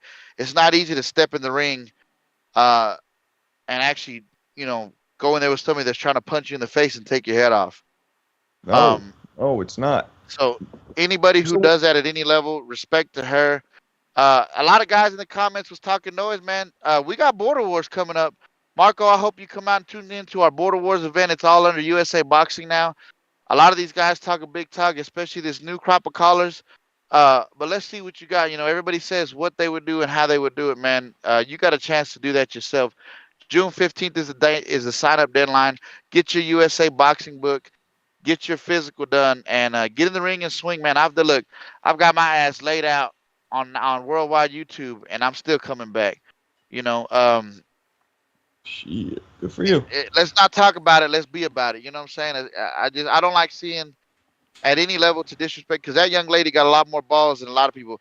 Ness can tell you, Ness, how many people have we seen talk the talk and never even make it to fight day, much less get in the ring? Pull out. A lot of motherfuckers. Yo. A lot of motherfuckers lose their nuts. All of a sudden, everything happens. The dog, the mom is sick, everything. Yeah, car broke down, or they just go missing. Yeah, so or they just go missing. Give that girl some respect, man. And she got more balls than a lot of people. I'm gonna be honest. I'd rather y'all not sign up and not pull out. Exactly. No, I know. I'd rather you not sign up if you're gonna sign up and then go missing, because it's like, don't alienate yourself just because you was afraid. Like they legit leave the community. Like, damn, I'm so embarrassed. And never come back. I'm so embarrassed. I was afraid to fight. I'm never coming back to the show. Like, it's crazy. You know what I'm saying? But get your sign-ups in, man. Next Marco, y'all have a good one. I'll send you that 5. You got it. Who we got up next? Jay Will in Ohio. What up? What up? Can you hear me? Yes. All right. What's up, Marco? What's up, Ness, man? Ness, man, anytime it's a Canelo topic, I'm going to call in. But today I'm going to call in to give you your flowers, bro. You finally came around to calling that nigga a coward, and I respect it, man. Not Supermax, but the caller before Supermax. He's the exact reason what's wrong with fucking boxing. And niggas like that need to be taken out of boxing. Not taken out like that, but, they just fuck it up for everybody in the sport, man. The average person, you know what I'm saying? Yeah, we all paid $100 for the Mayweather Pacquiao pay-per-view. But damn, this nigga said, let's pay $200, get this nigga his flowers. He said this nigga Canelo been carrying the sport. He didn't even have the biggest fight last year. Ryan and Tank had the biggest fight last year. Right now, Ryan and Haney got the biggest fight this year. How the fuck Canelo been carrying any motherfucking thing? He just been getting money. That's all the fuck he been doing, stealing money. And to prove, and I'm glad you said this shit was a duck, asking for $200 million, man. Like, you asking for $200 million, and the opponent is not even a big draw like that. Benavidez hasn't even built himself up as a big enough draw for you to even demand 200. Like Pacquiao, I don't know if Pacquiao barely got 200 for the biggest fight in the world against Mayweather. And Mayweather was the biggest draw. Pacquiao was the second biggest draw in the sport. But he wants 200 million. Yeah, Benavidez is a tough opponent, but he's nowhere near the second biggest draw in the sport. But still, yet you want to demand 200. That proves that it's a duck, man. So all you Canelo stands, bro, like, y'all need to cut this shit the fuck out, talking about we need to get this man 200 million. I hope he don't get it. I hope he fights Bud, and I hope Bud beats his ass. I hope 147-pounder comes up there and whoops his ass, so all you Canelo stands can fucking go cry a fucking river, man. That's my call. Damn, somebody doesn't like Canelo. It's just frustration, bro. Like, we tired. Like, Gennady Golovkin had like 20-something title defenses. He was knocking people out with one hand. But either hand, what are you afraid of? Why are you holding this fight up? Why are you asking for 4 times your normal pay? Like, we got to put it into perspective. Y'all giving him too many passes and making too many excuses. The man wants 4 times his normal pay to fight a regular human. who's not even a huge fan base. David isn't this big draw. David isn't this world beater. He's not a Hall of Famer. Like, this dude is tripping, bro. He's just tripping. And, you know, if y'all can't see that, it is what it is. I'm not going to lose any sweat. There's slight validity to what Canelo says, where he says, look, I fought everybody. And he had, up until this point. What's that got to do with anything? What's that got to do? Like you haven't fought everybody. You ain't fight Benavidez. Right, but I'm just saying, like when Mayweather at the end of his career fought McGregor, right, or Berto. Mayweather, Canelo's not at the end of his career. He talking about he got 6-7 fights left. He the one telling us he got 3-4 years left. Okay, what the fuck? You the one prolonging this shit for no fucking reason. He's obviously, yeah. And then what happens? Like, it makes no logical sense. You fought 2 light heavyweights. You fought them. We didn't tell you to fight them. You fought them. So now a dude in your division is too big? What would happen need 4 if Canelo times the said that, amount? What would happen if Canelo just came out and was like, you know what? He's too big. I think he's too big. I don't want to fight him. It's not fair. They're going to call him a duck because he fought Kovalev and Bivol. What's the difference? Like, he's showing how afraid he is. Explain to us what's the difference between Kovalev and Bivol and David Benavidez. When it comes to weight, not skill. Weight. The difference is he lost to Bivol, which completely changed his mind, you know, his psyche, his confidence. And he beat Kovalev to begin with, which opened his mind, and then he loses, and now he's just like shit. And don't forget, Benavidez is a good 3 to 4 inches taller than all those guys that he fought, you know what I'm saying, and bigger and a monster. And, you know, Kovalev was at the end of his career. Benavidez is dead smack in his prime and bigger, and Canelo doesn't want any part of it. Sad. Yeah, I mean, it's too bad. You know, it's too bad. It's too bad. He should just be honest, at least. I mean, he would get a lot of shit for it, but he should just be honest. Mozzie, what up? Kentrell in Phoenix, $5. I like the way she talk. I just moved out here. I would love to go support her. Team Barwick. Dan, Kentrell, you moved to New York? What the fuck? That's a huge move and a total difference in life. Like, fucking Phoenix is like hot as fuck, desert, and you moving to the fucking shitty city of New York. I lived in Tucson. I know all about it for a little bit. Bro, New York sucks, bro. I don't know why motherfuckers act like that shit dope. You heard Shoo Shoo yesterday. First thing he said, nah, man, you can actually drive your car out here in Vegas. You can find parking. Man, nobody don't like New York. Only motherfuckers that ain't from New York love New York because y'all some fucking tourists. Hate New York. $68 parking every time I had to go to a fucking press conference, man. Smack somebody in New York for that dumbass price hike. Yo, Mozzie, we gonna let you go because you ain't unmute. Okay. Yo, what's good? Nah, I was waiting. Yeah, I was waiting for you to get, you know what I mean, get done with what you were saying. But what's going on, fellas? Top of the morning. Appreciate Top of the morning. What up? Yo, so I'm thinking, you know what I mean, Canelo, he asking for the 200, but you got to think, man, that's just the starting of the negotiations. You know what I'm saying? The motherfucker know he not getting 200 M's to fight no David Benavidez. I've been to 2 David Benavidez fights, and, you know, he don't really draw that big of a crowd. And everybody knows that. Like, they might not want to say it, you know, he the monster and everything like that, but he don't bring out them type of numbers. Canelo's going to bring in the load of people that want to see him lose. Everybody wants to see him lose. So he's setting the price high. I don't blame him. Like, he's not going to get the 200, but, you know, he going to break the bank for sure if the fight happens. And I think everybody should just be happy that, you know, we might fuck around and get the fight, because all this time he just been ignoring, you know, he wouldn't even say his name. He wouldn't even say Benavidez's name. Like, it was just so beneath him. It's not even worth a mention.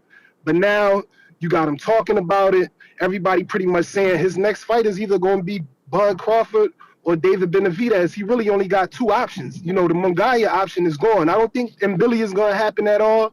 I don't think any of them other little fights that people was talking, them shits is not happening next. Canelo know with the next fight, it got to be either Crawford which I don't really care to see. And Crawford's my favorite boxer, but I don't even really care to see that shit.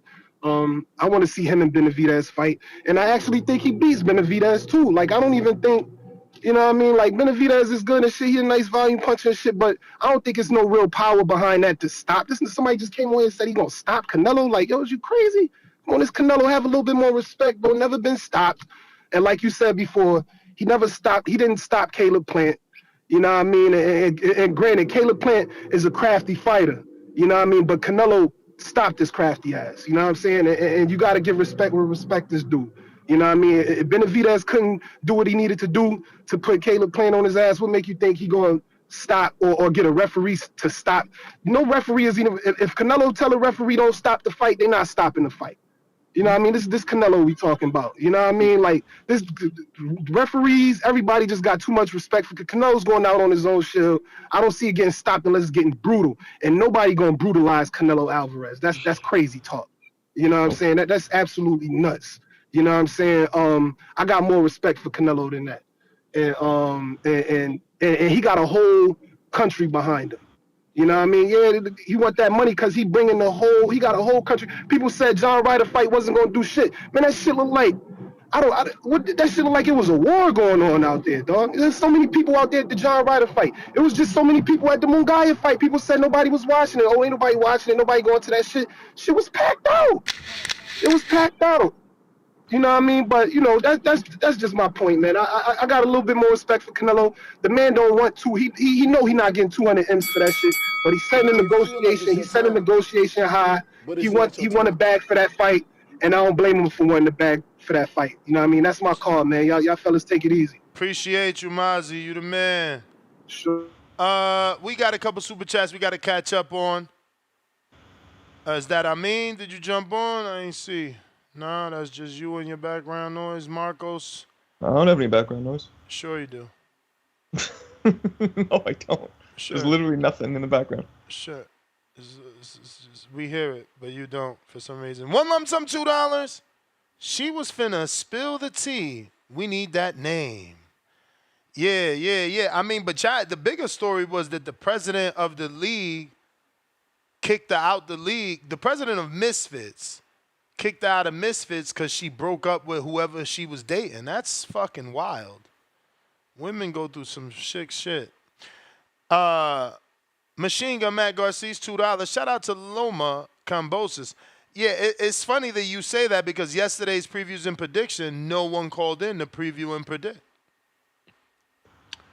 No one. And I won't exaggerate. I think there was one person that gave their prediction for Loma and Cambosis. You know, people want to be hipsters, but when the title actually has it in the title, they don't even call in to talk about it. So I don't think that fight's really doesn't really have people talking much. I mean, nobody cares. Yeah. Nobody why cares. Is that? I mean, because Loma, to me, Loma didn't fight Shakur. He took another year off and turned down a career high payday not to fight Shakur, to go fight Cambosis that everybody feels he can beat. That's like that's like Devin before the Ryan fight not fighting Tank and instead fighting Ryan. Right, and Loma's also, what is he, 38? I mean... No. Stop the bullshit. Let's see. It's got to be like 35 to 36, 34 to 36, no older. Let's see, I'll look it up right now. 36. Okay, he's 36, but with 400 amateur fights, he has a lot of mileage. 3-round fights. Cut the shit. That's a lot. No. Man. Why don't you divide 400 into fucking 12 so we can see how many real fights it is? Fucking 3-round fights. You're giving them all these goddamn excuses. That's a lot of mileage, and not only that, but being in the game from a young age, sparring, it's a lot of mileage. So I think a lot of people it's 33 fights, man. 33 fights to add on the fucking 13 that he got now. It's not a lot. Stop lying. No, it's a lot. What's a lot is what Canelo got. 65 or 6 fights? That's a lot as well. But what I'm saying is when you start from a young age and you fight so much, you accumulate a lot of mileage. So I think a lot of people look at Loma as kind of washed up because 36 isn't that old. I mean, Canelo got more miles. Canelo legit has more rounds boxed, more fights fought.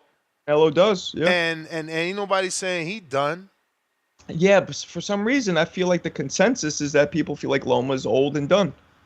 I don't know. I don't think he's losing to Kambosos. I'm rooting for Kambosos like a motherfucker. I don't think so either. I don't think. But he I don't ain't think losing to Kambosos Kambosos, I don't think. But I think, yeah, I mean, Canelo turned pro at 15. Yeah, I mean, Canelo has just as much miles as well. But, you know, yeah, and Loma doesn't really get hit that much, but I think people look at him as, like, finished. You know what I'm saying? I don't know. Maybe that's part of the reason why nobody cares about the fight. And obviously, Kambosos is not a top-level boxer. I mean, he's a former world champion. That's why I'm rooting for Kambosos. You see, because we diminish him and we dismiss him and we think of his fight with Tio as a fluke. He needs a secondary big win to not be considered,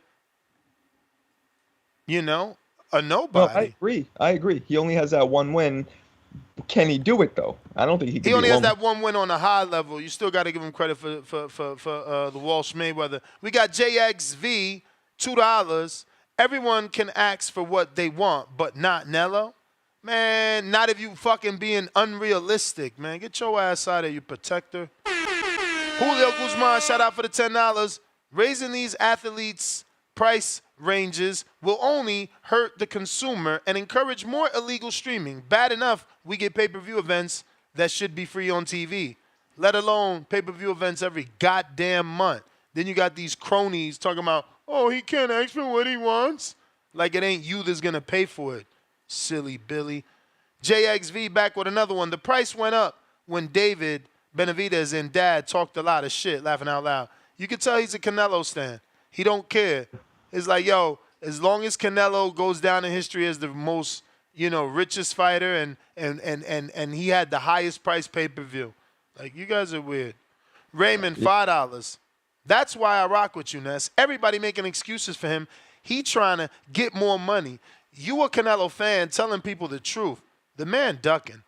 Certainly. And the thing is this. Canelo stans will say, no, this is negotiations, bro. He just trying to get the most he could get, Ness. Meanwhile, he's wasting his prime years. Benavidez is moving up. He's doing everything in his power for this fight not to happen. Let's just be real. Raymond, $5 more. Bro, nobody can ask for $200 million and say he trying to get what he deserved. Nobody ever been guaranteed that much. The man didn't even ask for 100. Exactly, bro. And that's what I'm saying. The stands are like, yo, fuck it. Inflation. Mayweather got 100. Canelo has to deserve 200. Get your silly ass out of here. Pistol Parkway, $2. I sent the counter on IG. What's good? How did you send a counter on IG?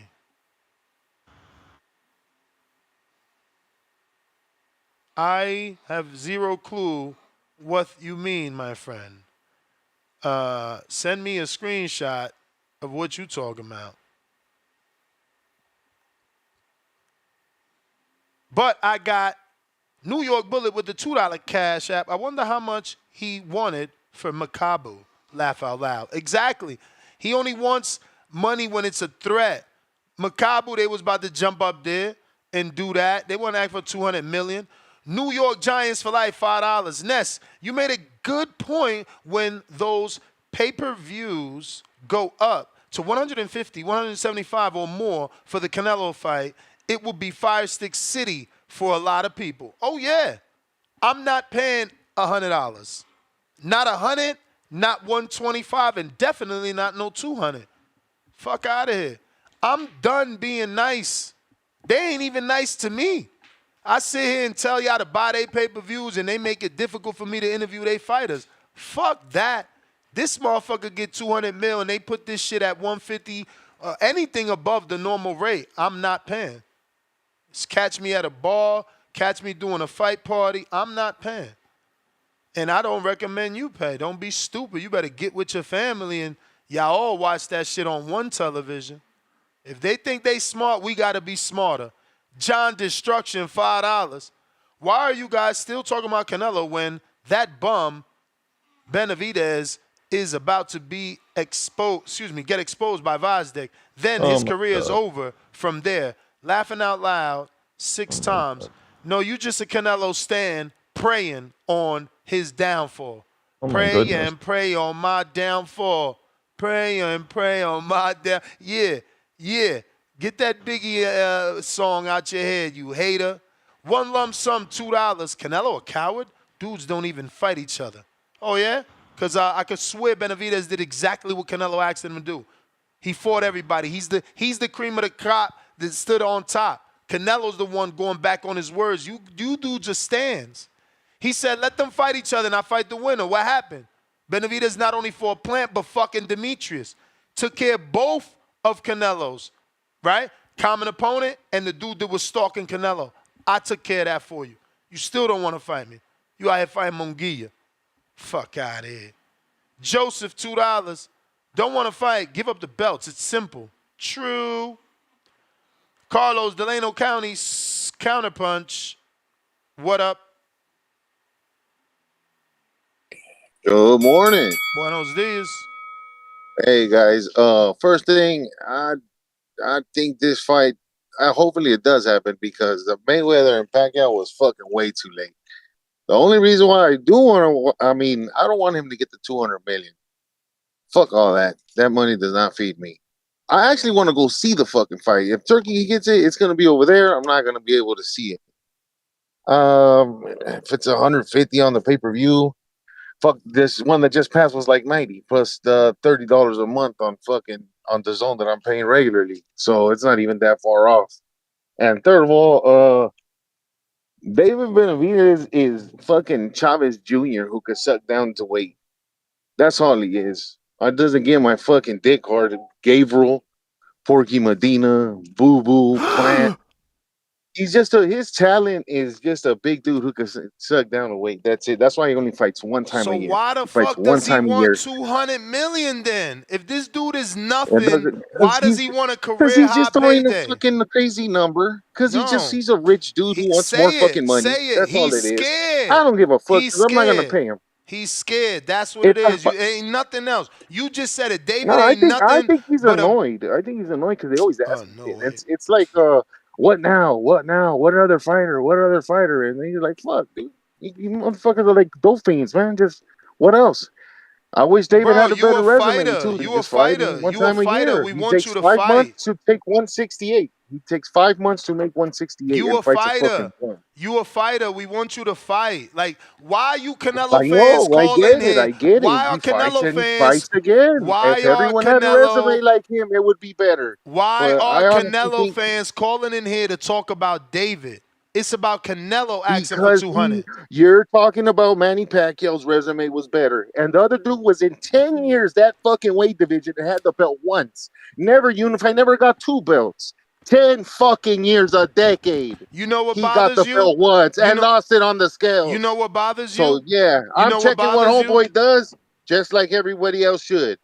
So the other dude has fucking unified in 18 months. What bothers you is that the dude that only won one fucking belt has your favorite fighter fucking running. Get it back so he could That's be in what position bothers to your Canelo. ass.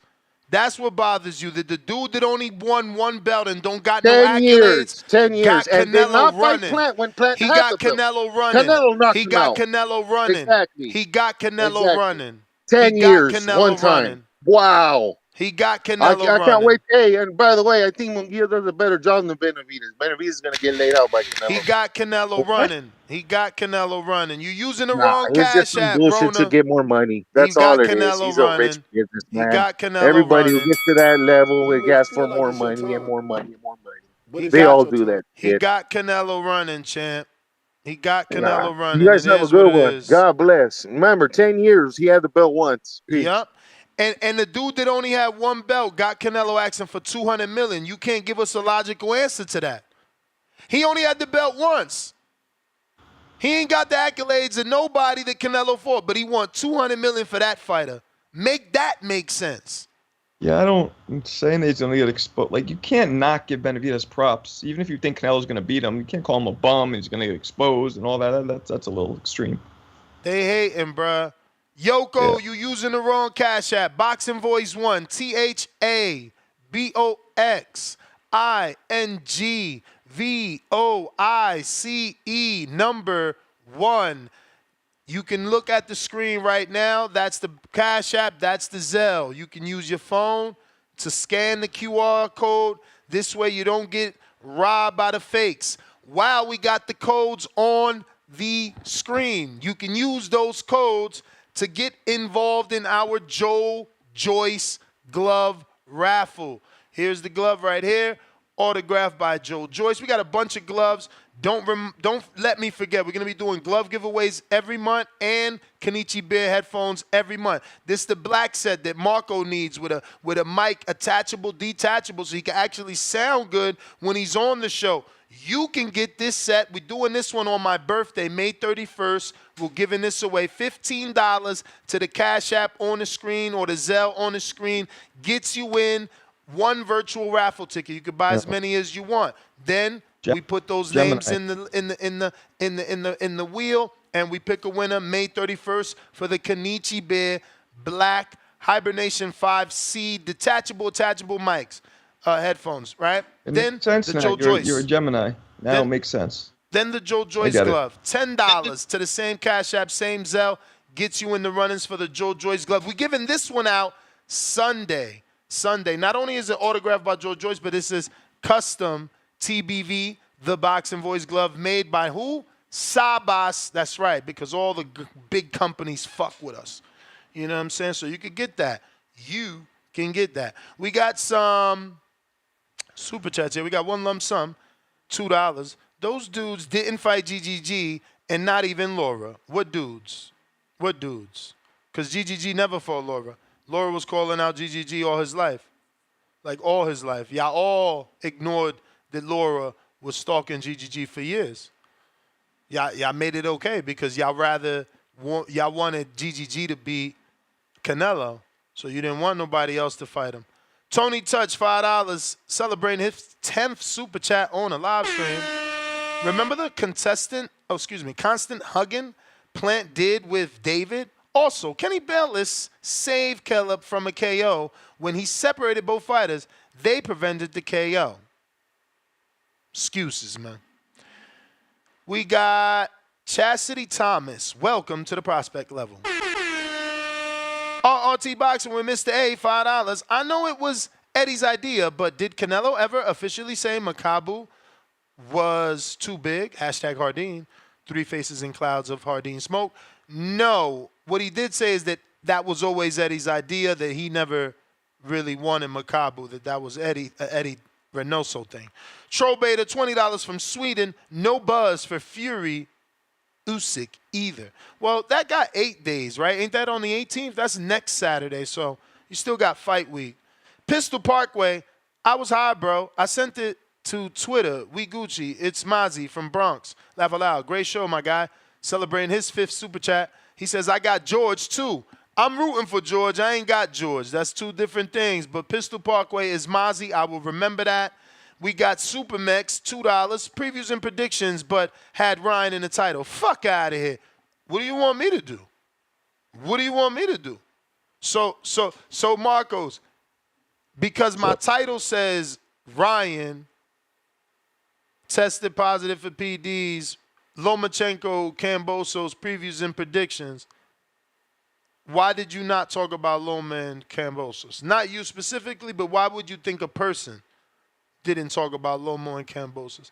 It's obvious because the bigger news is Ryan, and their brain is clouded with the, salacious, the news that's out there, right? Like the big story, not the previews and predictions. You can't blame me that Supermax, who called in yesterday, didn't make his prediction. You're sitting here sending super chats to blame me that you didn't make your prediction. Come on, man. I gave mine. One lump sum, $2. Prize fighting. Want to see the fight, then pay. What? Prize fighting. Want to see the fight, then pay. I have no clue what you mean, champ. No clue. But I wish I could do that. I wish I could watch the fight first, then pay. It's like, nah, that shit wasn't worth it. You ain't getting my money. Troll Beta, $50 Sweden. Maybe Canelo and his team heard the rumors that David beat up Bivol in sparring. Possibly. Dante, $2. Why not ask 200 million for Crawford? David is a threat. Dante back with another 5. People been asking for the fight for years. It was never about the accolades. People just think it's a good matchup for Canelo. Exactly. But the stands are saying, well, he ain't done nothing. He only had 1 belt in 10 years. Why even fight him? You fucking crybabies, bro. This is the difference between me and them. Like, I want my favorite fighters in those fights. Like, I wanted Haney to fight Matias. I wanted Haney to fight Teo. Like, how can you not want David and Canelo if you're a fan of Canelo? You're a fucking weird-ass fan. You're a weird fan. You want to put makeup on Canelo. That's the type of fan you are. You want to dress him up like a doll and have tea parties with Canelo. I want to watch my favorite fighter fight. You're a fucking weirdo. You're doing imaginary tea parties with Canelo in a weird room full of fucking stuffed animals. Something's wrong with you. $2. Dante. Not to mention people were scared to fight David too. Raymond, $5. Damn, Ness, these Canelo fans crazy. Nut emoji riders. Trying their best to block a damn fight. Get the F out of here, bro. If you don't fight the best, but want respect as the face of boxing, no way. 1 lump sum, $5. Most boxing fans only watch popular fighters, then say someone is a nobody because they have never heard of him. Fake hardcore casuals. Word to Timboski. William Del. Yeah, word to Timboski. You like that? Not word to your mother, word to Timboski. That's dope. William Daly. Welcome to that prospect level. Adrian in Uruguay. Making me international. What up? Néstor, querido, Marcos, un placer escucharlos. Un placer. What's up, champ? What's up, bro? What's up? Yeah, I was listening. It's crazy how Canelo, he brings them out. Like, he brings the passion of the fans, and he brings the hate. Yeah, about the 200 million, I don't know about the number. He might get it, he might not. The question is more the why. Why 200 for David? That would be the question. Exactly. And that's for people to figure out, I feel like he's at a stage in his career that he doesn't have to fight him. The WBC is not going to force him to fight him, to make the fight. And meanwhile, David is getting his name up. Having his name associated to Canelo is good for him. So, yeah, about the number, I don't know, because David's promoter, Samsung, he even gave some validation to that number. So I don't really know what's going to happen. I don't really know if Turkey's gonna make the fight. And about the fight, I was talking with the guys in the back hall about the fight. I wanted the fight before. And I thought Canelo could possibly knock him out. But the time is passing by, and David is getting better and better. He's adding more skills to his skill sets. He got more tools right now. Working with Roy, working with Rigondeaux, getting them tips from the legends. Yeah, it's a dangerous fight. It's a dangerous fight right now. I don't know. I still think it's like a 50-50 fight. But yeah, we're gonna have to wait and see if the fight happens. And that's what I think. I think probably we might gonna have the fight, or we might not gonna have the fight. But the thing is, to me, for Canelo, it's about credit. He doesn't get credit. If you look at social media, and especially the Spanish comments, they were saying, like, after the Munguia fight, they were saying, "Oh, le pusieron otro costal de papas," like another, potato bag. Oh, otra pelea arreglada, another fixed fight. So he knows he's probably not going to get the credit, even if he beats David. So maybe he's thinking, or maybe his team is thinking, you don't have to do this. It's a dangerous fight. Bro, Why risk it? Hold on. I know you're not in America and you're all the way in Uruguay, but who are you talking with that they're not going to give Canelo credit for fighting David Benavidez? Well, I was waiting for the credit after the Munguia fight, after the Triple G fight, after most of his fights, and Who's there are some discrediting haters. him? There's He people may that feel say he like it's your didn't win the time, Triple G fights, but no but it's one's not your time. discrediting him for the Triple G wins. You know, there's an argument. People think he didn't win, and people think he won. That's not giving him credit. That's a tight fight. Yeah, man. I might call a punch later, bro. All right. Yeah, I didn't really get that. I didn't really get that. You know, he's a little neutral there. I don't know. I don't know. I just don't think that. I don't know. I mean, I'm not saying he's wrong. Obviously, there's gonna be those people out there that are just weird and won't give Canelo credit. But Well, listen. I haven't been in those conversations where someone says, "Yo, if he beats fucking Benavidez, he just beat another sack of potatoes." You didn't hear the man said that he was talking on the back call? I don't know. I don't know anybody. Honestly, I'm not even going to down the back call. I don't think there's anyone on that back call that would consider Benavidez a sack of potatoes.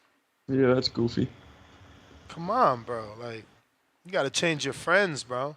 Or maybe we don't understand in South America. They're not giving Canelo as much love. Maybe it's just, I don't know, you know?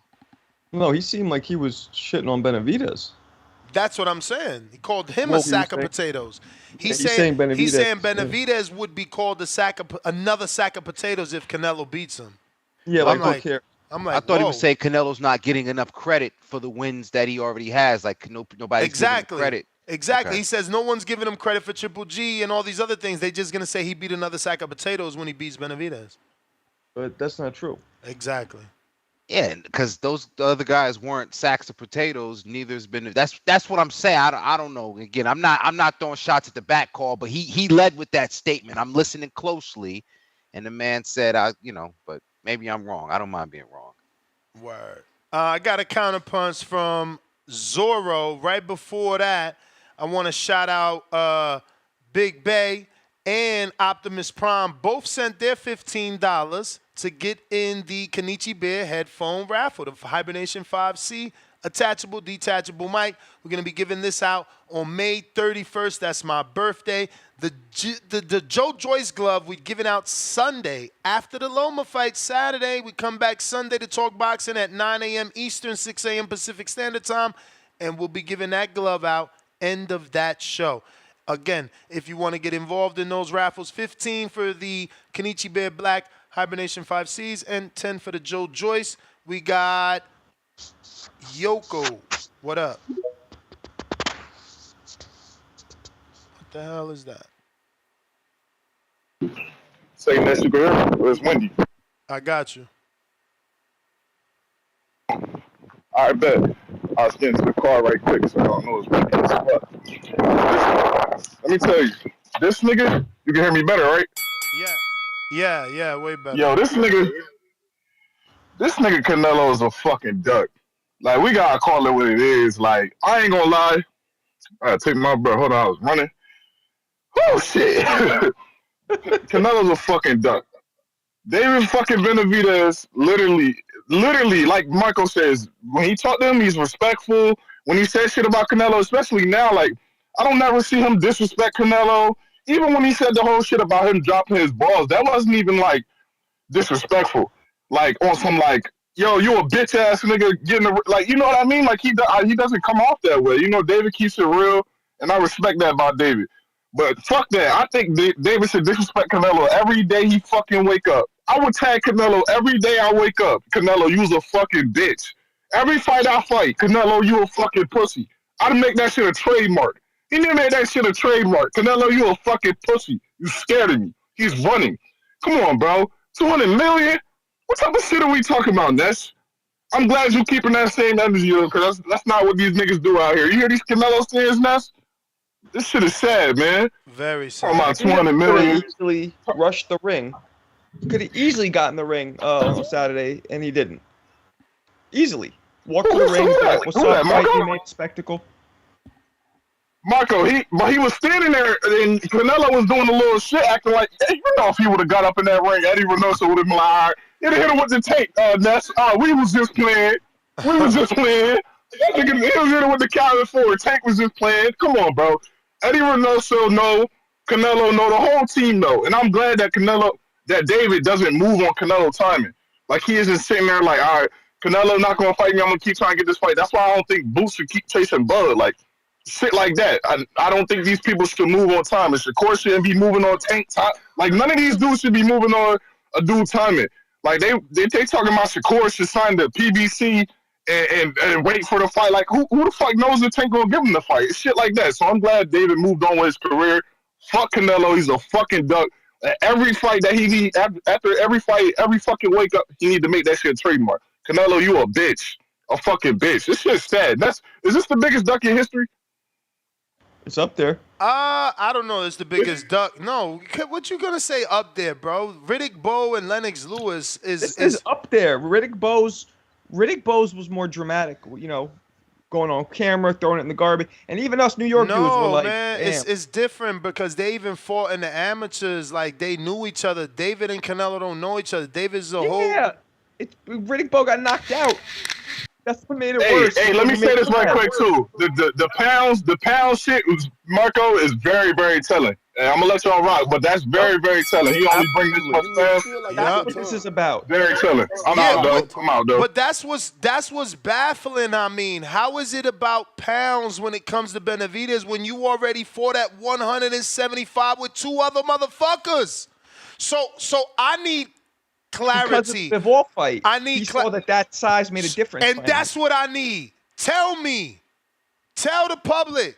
Listen, after fighting Bivol, I see them is some big boys. It's too much for me. I ain't going back up there. Say that. Say that. Say that. Say it. We gonna leave you alone. Ain't nobody. Listen. There's nothing wrong with trying to climb Mount Everest and not making. You try, bruh.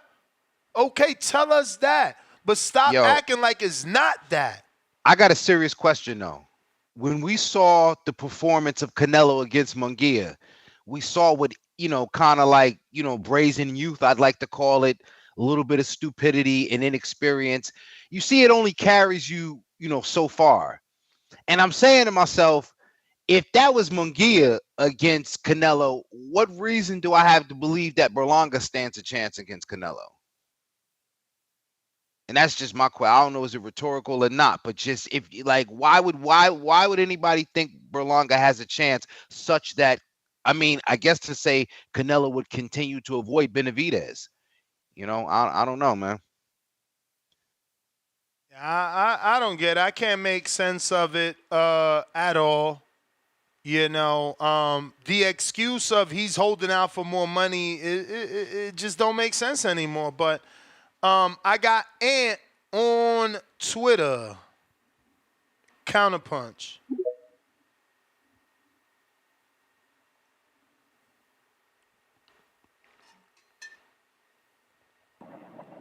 Yo. We hear you. Oh yeah. I think pre-existence to David Benavidez being in the picture, Canelo ain't never ducked shit. That's why everybody loves him. Greatest Mexican fighter ever, I think. But since the existence of David Benavidez, he's been that, I'm cabron. Are you really? Because now you're acting scared. And now you're trying to play this, I'm really Mexican. I do whatever I want. So you're trying to discredit David like he's not a fucking Mexican. Where the fuck, and then all these people buy into that shit. Oh, David just wants money. Get out of here. This was David went and fought Caleb Plant. He didn't have to do that shit. He earned the fight in that fight. And he whooped Caleb Plant's ass. So that, I think Canelo, he's scared. And to be a fan, all these fans think that you can't critique one of your favorite fighters and are just being weirdos. Like, he doesn't need to fight him. Then fucking retire. Because the fight game is always who's next. You should always be like, who's next? Your favorite fighter and who want to fight. It ain't being a hater. If you want to take you want to see some good shit. And I just think I feel like haters and Canelo fans. You breaking up a little bit, Ant. You breaking up. I don't know if you're driving or what, but you're breaking up a little bit. Oh yeah. Can you hear me now? Yeah, you might want to go back about 30 seconds. Oh, all right. I was just saying, before the David existence, like I feel like Canelo never dug shit, but now that he is out here, he's losing his aura, bro. Like your whole thing was that you don't you fight everybody. Now you're fight somebody. You breaking up, champ. You underwater. You underwater. Canelo fucking his line up every time he say something. Come back to us. We got you. We got you. We got you. Cliff, Connecticut, counter.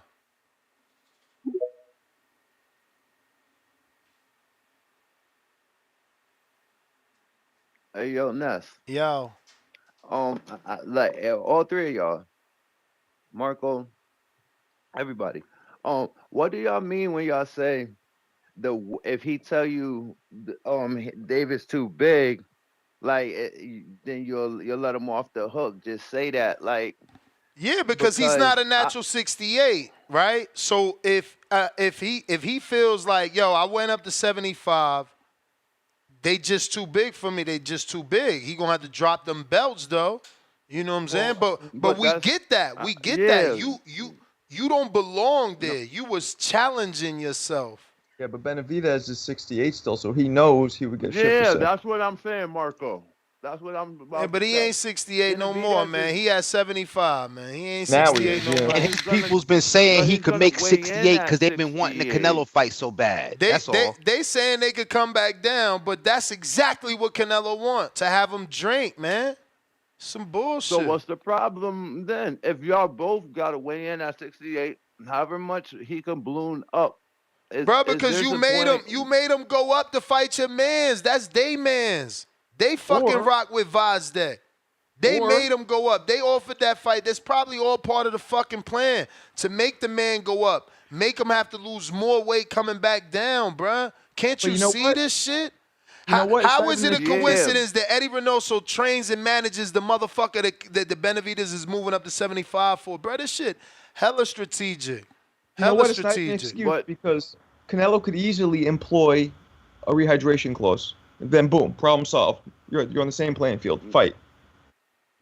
So there's a bunch of scenarios. But Ness, you don't believe in weight bully. So how you gonna let him be like, I'm scared because he's a weight bully?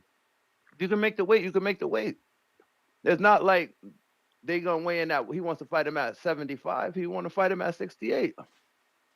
I don't believe in that excuse. You don't get to get off the hook. If you feel that like that, Canelo, then you got to go back. You got to go down to 160. You can't be campaigning at 168 and be saying 168 pounders are too big for you. And what the fuck are you doing there? Then you got to go. Cliff, you know what it is though? I guess it's like once somebody apologizes or once they admit something. Like how many more times you can kick them when they down? If you say, yo, I don't want to fight them because of whatever reason, you still start off saying, I don't want to fight. And that's what makes it acceptable. All right. Yeah, he's not saying that, but that's my fault. Let me out. But in this sport, nobody could say they don't want to fight because they know they'll get crucified. No, if he says, yo, even if he say, listen, I just don't want to fight him because, again, 175 is too big. It's too big a but division. Cliff makes a point. The motherfucker ain't at 175, so Canelo is even, that's what I'm saying. It's even more of a duck, bro. You fought Kovalev and Bivol at 75, but you telling me a dude in your division is too big. Like, it don't make sense, and the reason we racking our brains is because we trying to make sense of stupidity. Ness, you know what that is? Yo, man, I only lost to you because I ain't have my glasses on when we fought. Whatever. And you let it go, but I lost to you. David's too big, but not Kovalev and Bivol. He's pretty strange for this. Pretty strange. He still say he don't want to fight, and I can. That's the only reason why I say I can accept it. It's still an admittance with a bullshit excuse. So, I got a counterpunch here from Angel and William. William, you were first. What up? Counter.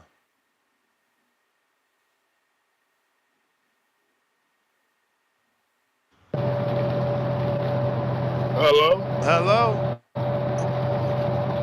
Hey, Ness, what's going on? What up, champ?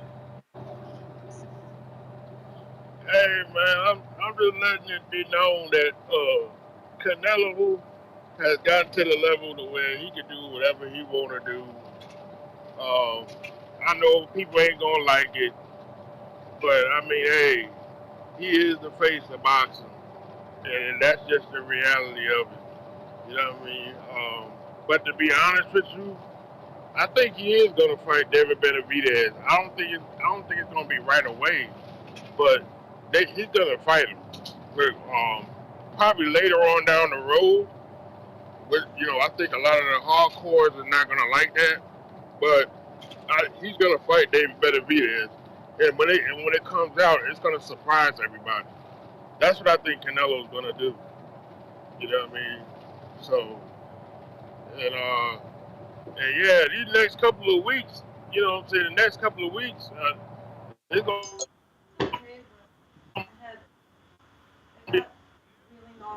William, be a you lot of there? boxing matches going. I'm gonna be listening to y'all every morning. All Yeah. right, all right. Now we had lost you just for a little bit.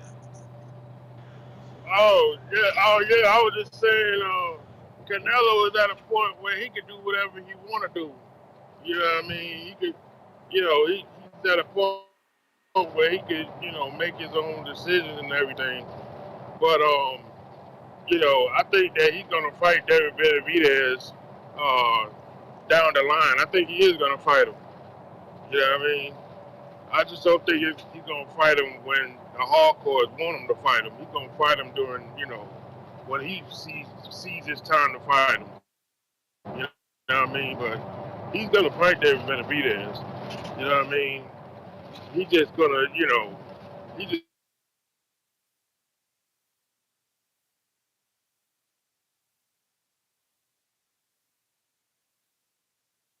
William drop off into the nether world. You done, William? Yeah. All right, champ. Yeah. Appreciate you. We got RRT Boxing with Mr. A, $5. And he says,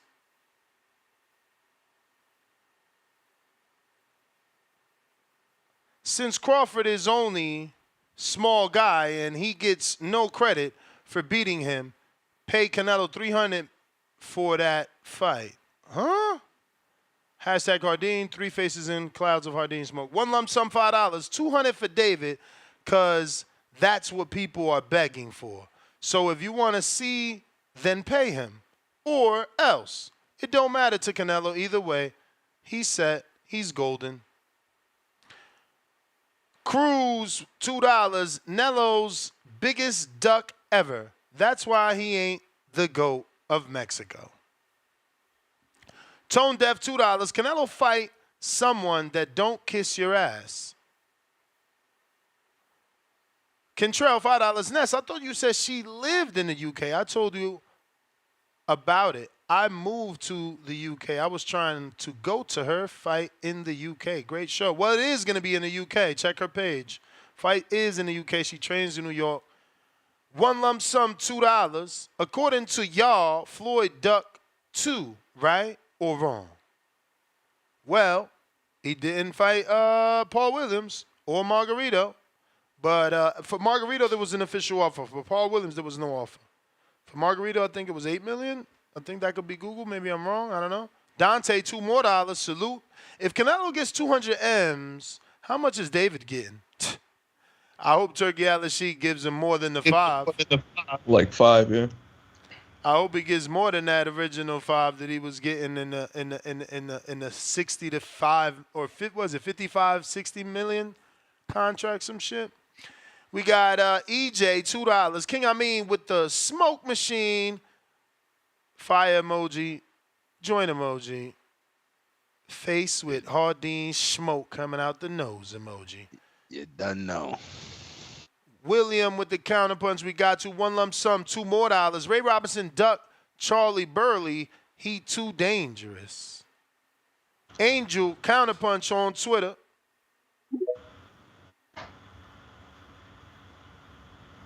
Yo, what's up? What's up? What up, champ? What up? What up? Hey, shout out to the podcast. I'm new, but I'm a huge fan.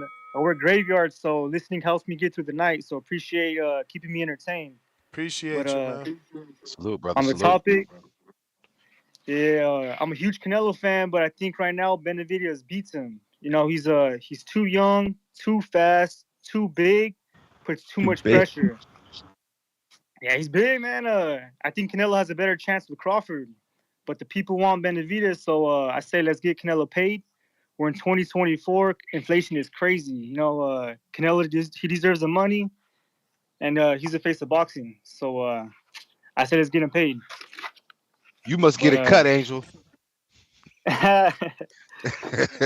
Let's not pay him too much, right? We want him to be pleased, right? To enough to take the fight, but we want to leave something for somebody else. We gotta have an undercard, right? I mean, Crawford's probably a bigger fight, not for us purists, but for like the earth. No? Yeah, I say Crawford's more skilled than Canelo, but I think Canelo has a better chance with Crawford. So I want to see the Canelo. Yeah, I want to see Canelo and Benavidez, but I don't want to see Canelo lose, man. Yo, Angel, but, what you think about the yes, Canelo and Berlanga fight? You think that's a credible fight given what we saw against Jaime Munguia and Canelo? Yeah, you know what? I think Canelo looks slow against Munguia. So I say Canelo, Canelo slowed down a bit. So I say he should fight Berlanga. I think that's the easier fight for him. Easier fight for him. Yeah. Thank you, sir. Then I appreciate that. It would be entertaining, though. You think it'd be entertaining, Marco? I think it'll be a mismatch. Yeah, I agree. I agree. Who wants to see that? I'd rather see him fight Crawford. At least the mystery is there with that one. You know what I mean? I say Berlanga first and Crawford next. To wrap it It's up. funny. Canelo doesn't want to fight people all for size. Crawford's too small. Benavidez too big. Pick a fucking side. That might not be bad though. I like Angel's idea. You give me Berlanga, even though I don't want it, and then Crawford. You know, I don't mind. I don't know if I don't know if I got a problem with that. Crawford, man. I don't think I'd be so shocked if he fights Crawford. So shocked. Canelo doesn't want to tarnish his legacy, which is why he doesn't want to fight Benavidez, which is why he doesn't want to fight Crawford. You know, and Crawford, at least you could say, all right, the guy's 2-3 weight classes below. But Benavidez in the same weight class for the past 4 or 5 years being his mandatory, there's no excuse. You know what I'm saying? That's my call. That's my call. I appreciate the time. Peace out. All right, champ. Appreciate Great you. call. All right, man. Take it easy. Let's see. You may feel like it's your time, but it's not your time. Demo with the dollar cash app says inflation of 100 is 130. Fuck giving 200. Hands up emoji, duck emoji. We got Julio Guzman with the $10. Sugar Ray Leonard trolled Marvin Hagler for years until Mugabe showed vulnerability in Hagler. Then Leonard accepted the fight. Canelo will do the same thing. Benavidez will be Canelo's last fight. Wait a second. Mugabe showed no vulnerability in Hagler. And by the way, Leonard and Mugabe fought so differently, that doesn't make sense. Whatever. Okay, Marcos. Why doesn't it make sense, buddy? Teach. Well, first off, Mugabe only landed a couple shots on Hagler, which did nothing. Which is, by the way, anybody who hasn't seen that fight, watch it, because it is one of the dopest displays of taking somebody's soul, sucking it out of their body. How is it a dope fight if Mugabe did nothing? Because they were banging each other out, and you saw Mugabe land 1 or 2 good shots, and Hagler just stared at him, and Mugabe it sucked his soul right out of his body. And the reason why it doesn't make sense is because Sugar Ray Leonard had relative success, depending on who you ask, by moving. Mugabe did not hit and move. Mugabe just went forehead to forehead, toe to toe, and was just winging. So I don't get that comparison whatsoever. And it made Marvin Hagler actually look more scary, if anything, not vulnerable. Sean King, James Jones, $5. Canelo don't care about the fight, y'all. Oh, excuse me. Don't care about the fight y'all want to see. he, quote unquote, feels he is at the point he can do what he wants, not what we want. He is cruising into retirement. Chris, go ahead. No, I was gonna say Marco, but do you think that the super chat? Do you think he meant that? And I don't like the word vulnerable, I guess, but I guess seeing, like you said, he drew toe to toe, Mugabe and Hagler. Maybe Leonard was thinking, I could draw this dude into a fight or make him think I want to go toe to toe and then float on him. You know what I'm saying? Get on my bike with strategy wise. Do you think that that's a possibility? Like, Hagler looking like he'd rather brawl than box. And I'm seeing that from this fight. So if I get him to thinking I'm a stand and trade and then turn it on him, that level of vulnerability in terms of strategy, does that make sense or is that a reach? Okay, you know what? I don't think that's what this dude was saying, but you just did some magic shit with the wording there. Maybe. But I don't think that's what this guy was thinking. But I know a little bit about boxing. Just a little bit. Yeah, no, it's possible. I mean, I think he did say something like, I don't think it was Mugabe that he saw the vulnerability against. I remember he was at one fight, maybe the Hearns fight he was at, and I think he said that. Ray Leonard said, yeah, I saw how Hagler was open to just trade. Maybe you're right. See, and again, I didn't know that, but that would lend itself more to that theory. Like, he's just watching him from afar, like, yeah, this dude out here brawling. I might just have to get on my bike, and that's where the whole flash on the last 30 seconds. That's the old story. He leans to the guy next to him sitting in the stands after the fight and goes, I think I could beat Hagler. It's like, what are you, crazy? Look what he just did to Hearns. Maybe you're right. Yeah. Little history lesson for y'all, that's all. There we go. We got Chris, right? Chris C, $5.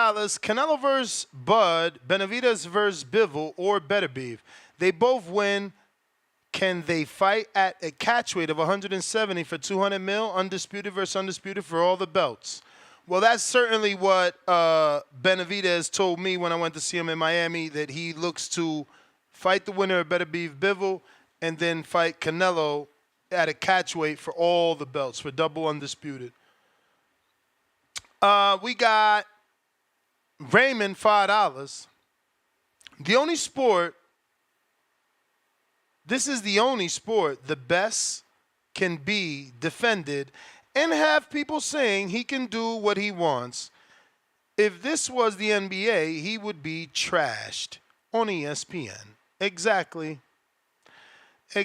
Mad Scientist Bullies, $2. But Badu Jack isn't too big. Well, they tried to drain him down. Remember, Badu said they tried to put him at 190. Chris the Prodigy, $2. Who you got if Benavidez and Berlanga fight first? Benavidez. Come on. New Easy. York Giants, $5. If David wins his next fight and David goes on to fight the winner of Bivol Better Beef, if Canelo calls him out, then he's 100% duck. Hashtag weight drain. Yeah. The issue is that now David's timeline gets pushed back because Better Beef got injured, bro. Ivan Mora, $2. If it was Floyd, what a great businessman. Knock it off. That's just you thinking that I wouldn't know that you're a fucking Canelo stan trying to bring Floyd into the equation. Anytime you guys deflect, we know who you are. When you call in here and you talking about, well, David Benavidez only won one belt, you're deflecting. You're a stan. Canelo stan, not a fan. A Canelo stan. When you super chat talking about Floyd, who ain't got nothing to do with the title, you're deflecting. You're a stan. We see through you. We see through you. You can't hide over here. We know who you are. Going out to Brandon in Houston. What up? Bro, my fucking cones ain't come. This shit about to get crazy.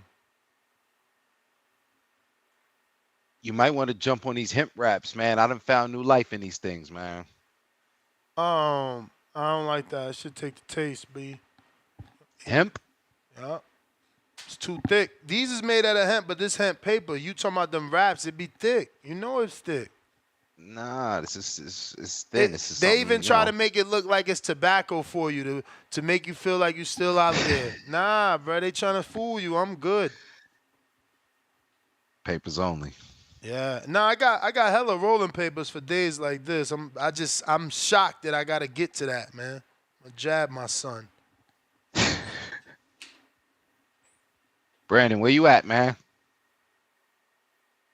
Houston. Yo, can you hear Yo, me now? yeah.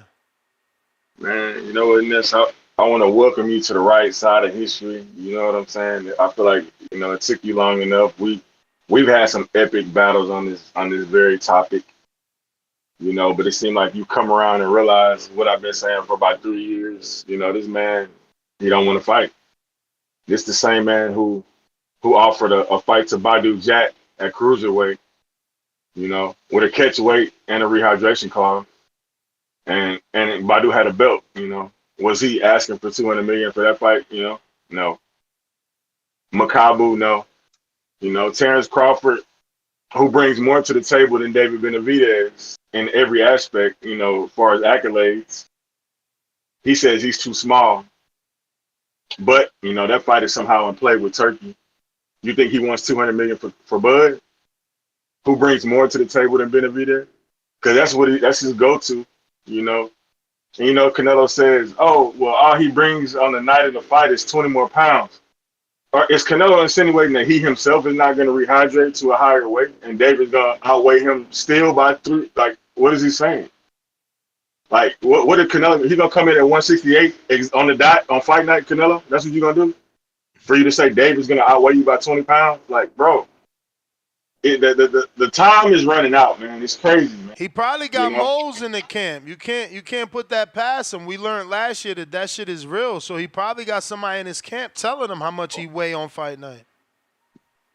And well, either you scared because, like you said, he can make the weight. David can make the weight at 168, and that's all that matters. Or does it? Because I mean, Canelo, if you're really that scared, just come in, just blow the weight by 3 pounds.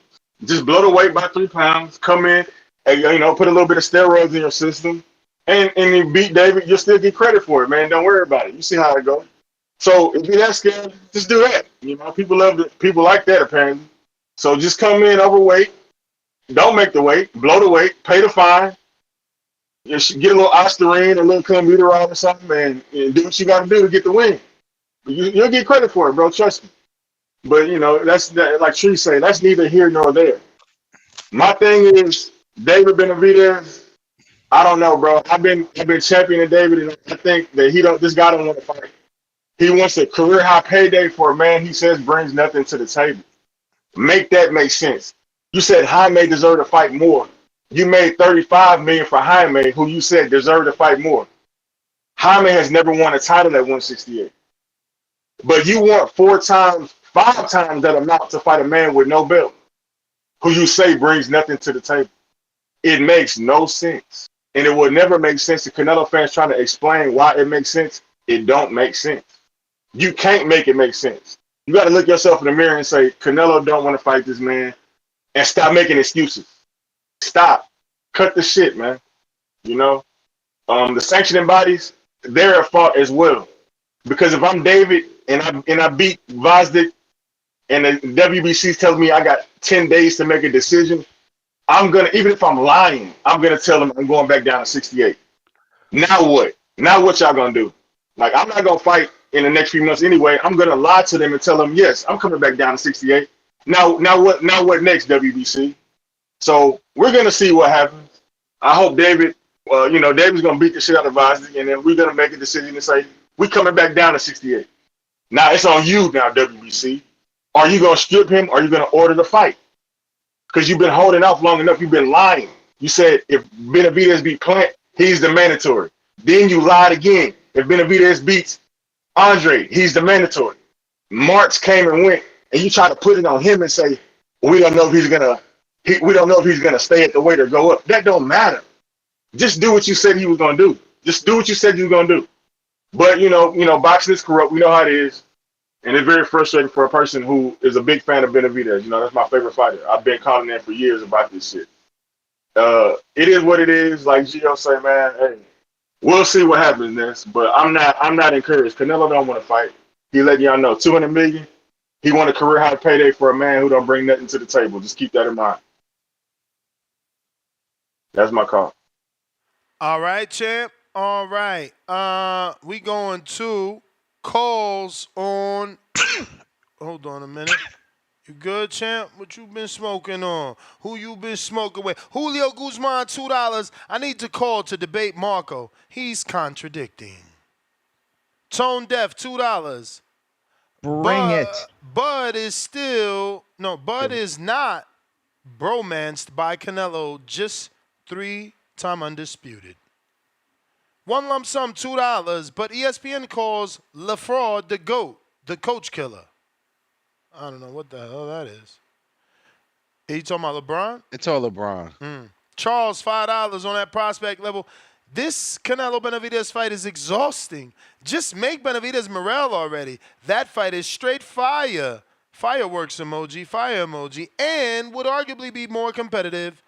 Yeah, but and for the people that said, Supermax reminded me, like, I did this to Floyd. Floyd did the same shit. Oh, fight them, fight them. He didn't want to fight Thurman. He made Thurman.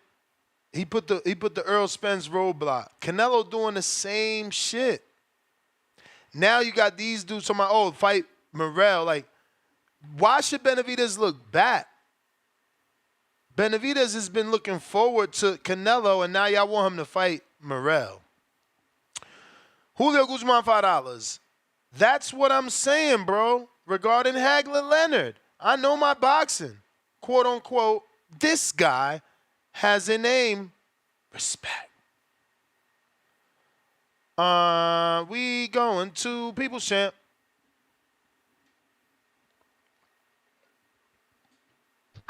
Yo, Ness. Yo.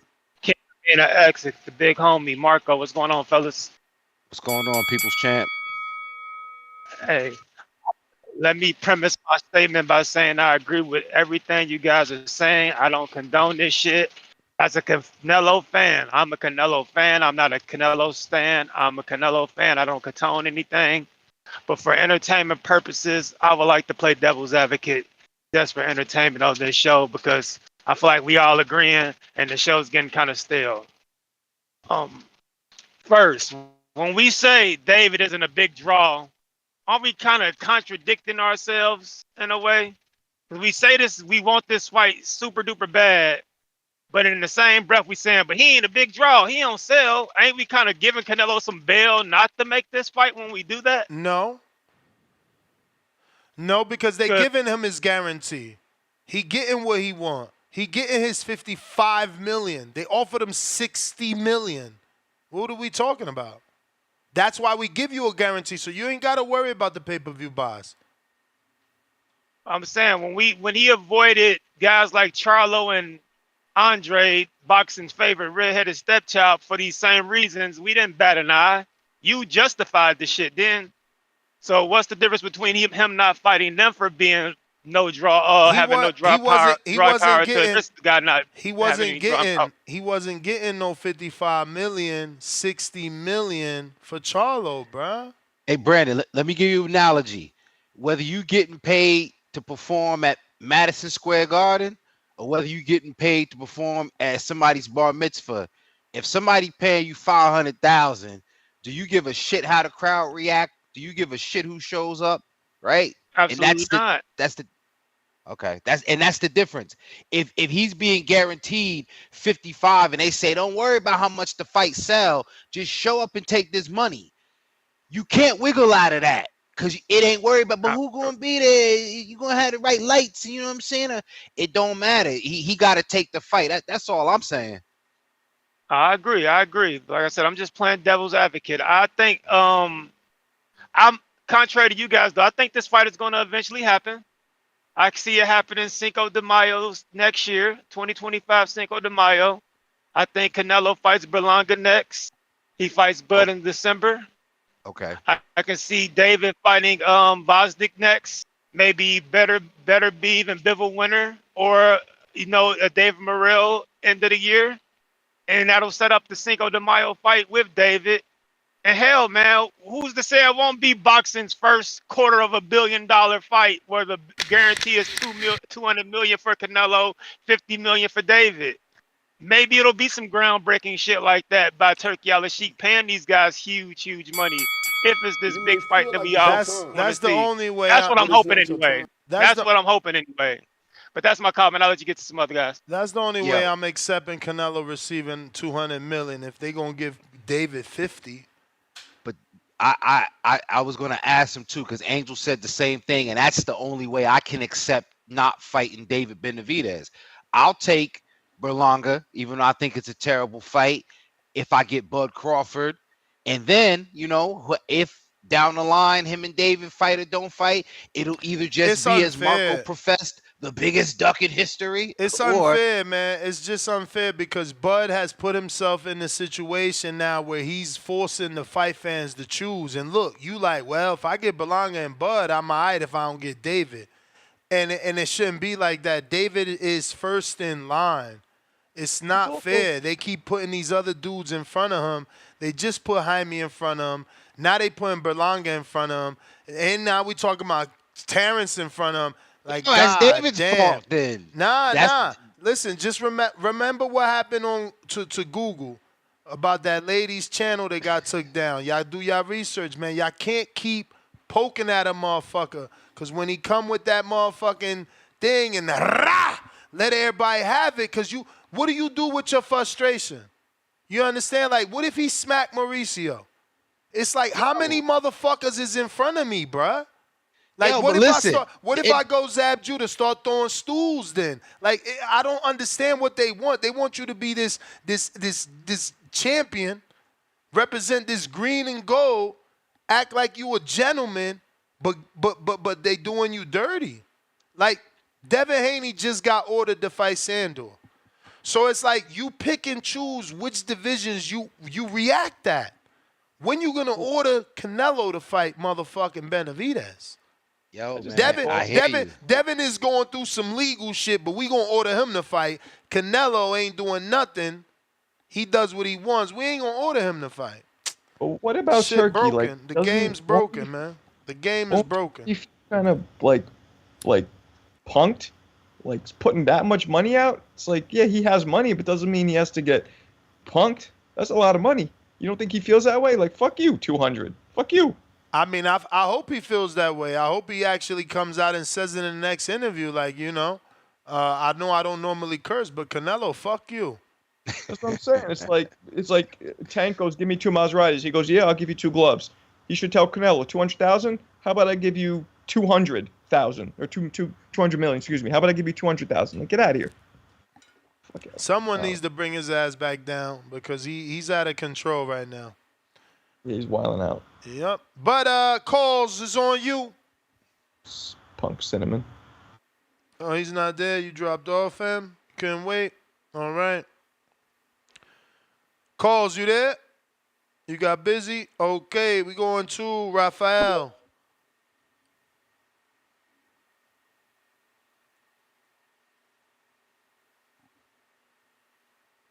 Rafa. Yo. Yo. Yo, shout out to Marcos, Rafael from the BX. All right, what up? Bring it. What's going on, Marco? Question for Ness. Ness, given with the interview that you did with Benavidez, because I know that after the interview that you did with Benavidez, it sounded like you were kind of conflicted. You didn't really know who to believe.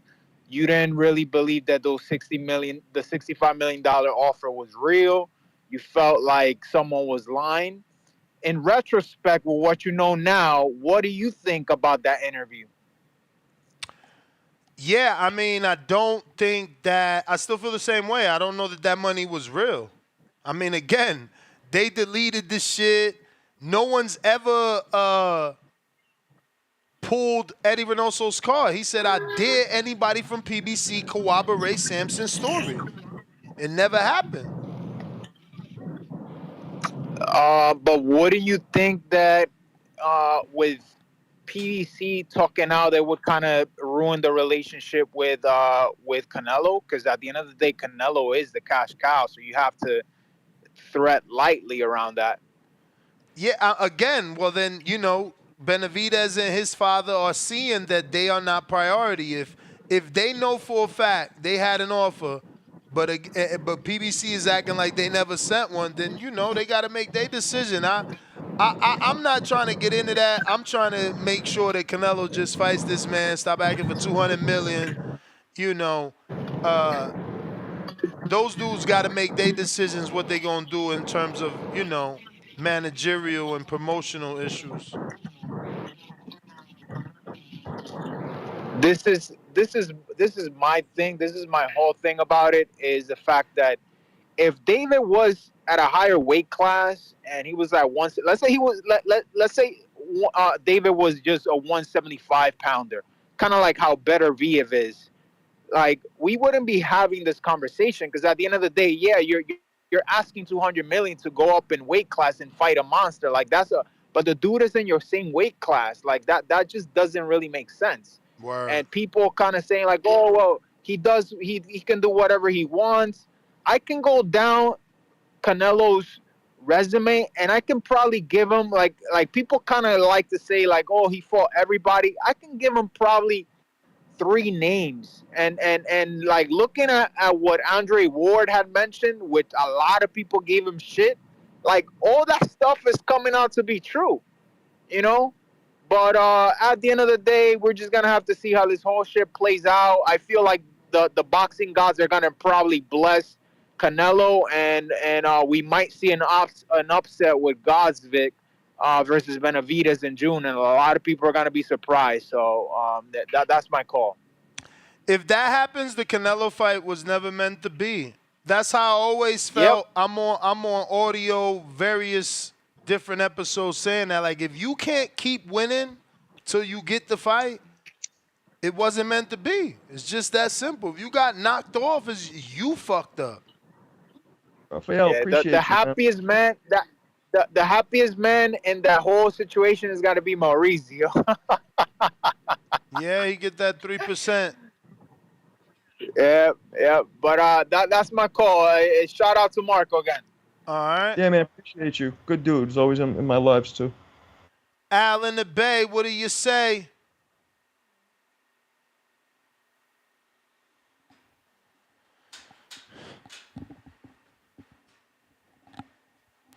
Al in the Bay. Yo, yo, yo, what's up? What's up? Can you hear me? Yes, sir. Yeah, man. Um, let's get straight into it, man. It's definitely a duck. There's no way around it. A duck is a duck.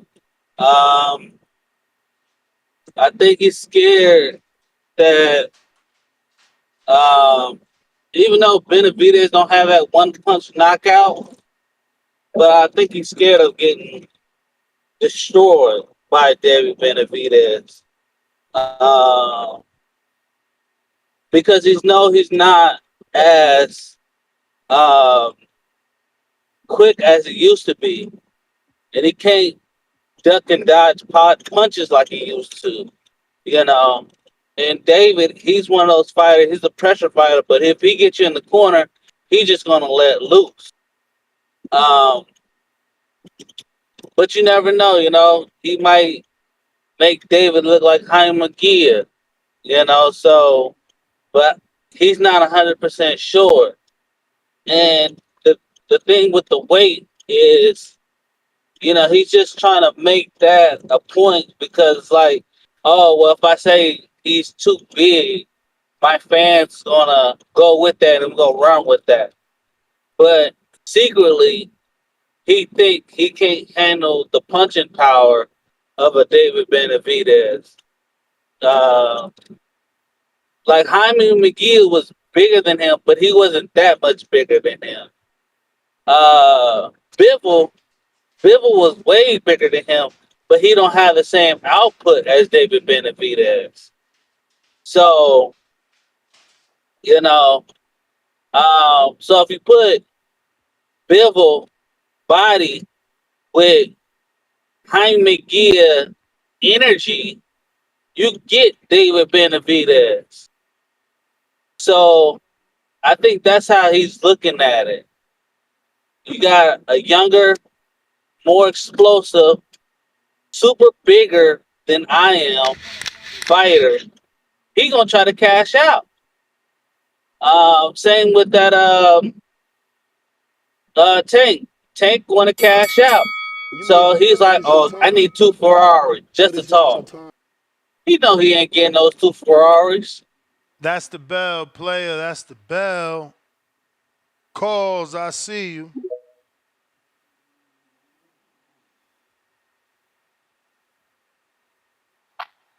You, You. can you hear me, bro? Yes. Yeah, what's up? I dropped off because I got a phone call, but yeah, at first, like I would, I was one of the people who said that Canelo was scared. He was scared of fighting David, like many people do right now. But then, like I started thinking about it, I do feel like he's not scared of him.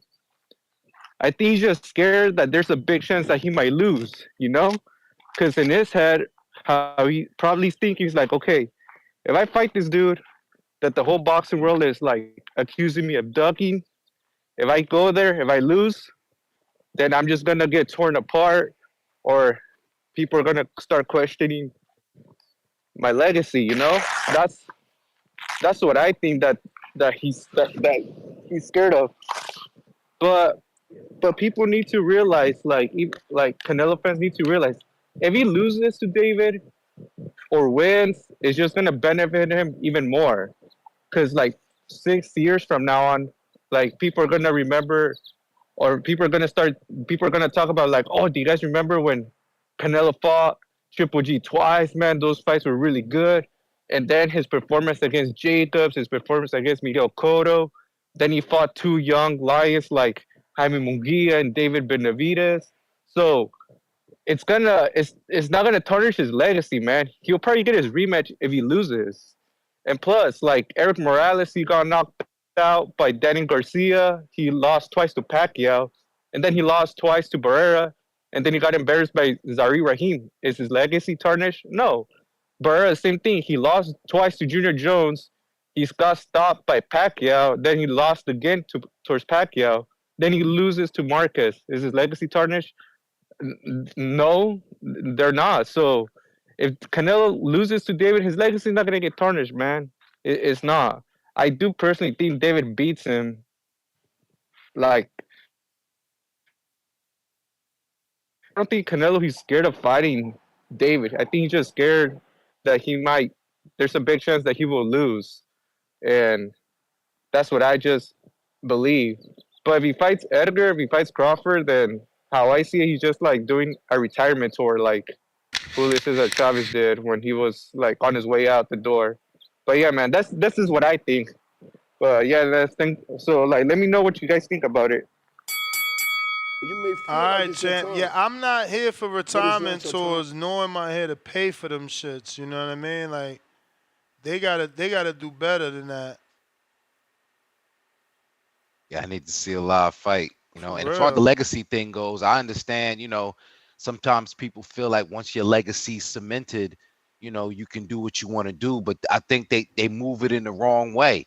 They scared of you already lost, you know what I'm saying, to Floyd, and then it's like you already lost to Bivol. So, another loss ain't gonna kill you, man. Yeah, but at the same time, there's two big excuses for those in his mind, and a lot of supporters. One, Floyd was Floyd, way more experienced. Canelo was only 22, 23, and then Bivol was a bigger dude. I stepped up, I dared to be great, and I lost. So I feel like he's still trying to protect getting another loss, or maybe not. Cool. We got who is next on the line?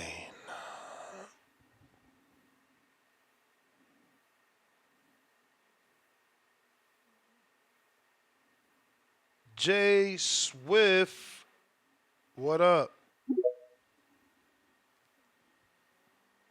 BX in the building. Jay Swift. Boogie down. 2. Can you hear me? We hear you. Birthplace of hip hop.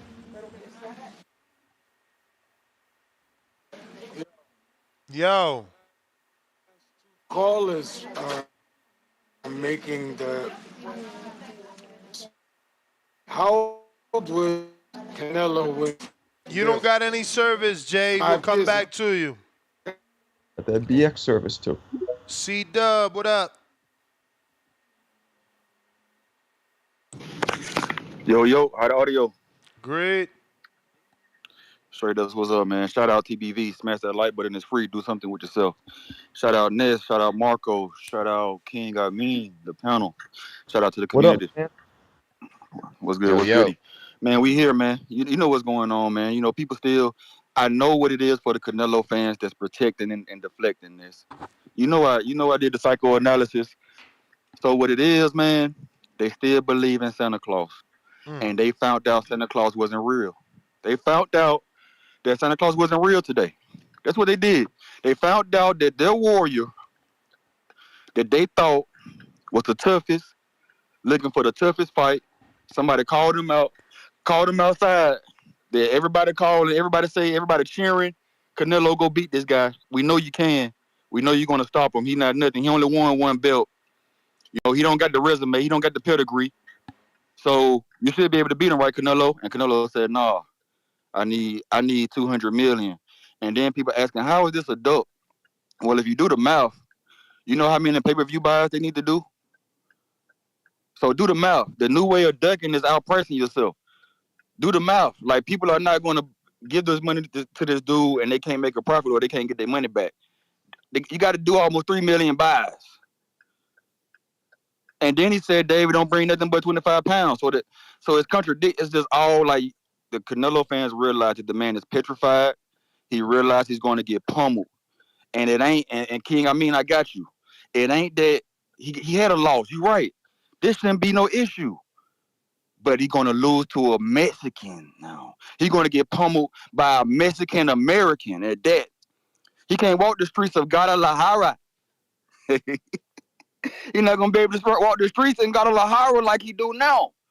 That legacy, him walking the streets like a god, people going to say, yeah, man, you was a great fighter, but David, is the best Mexican fighter. You know how that sound to a Mexican and Guadalajara that a Mexican American is gonna get? The Mexican monster. You see why he cannot lose to this guy?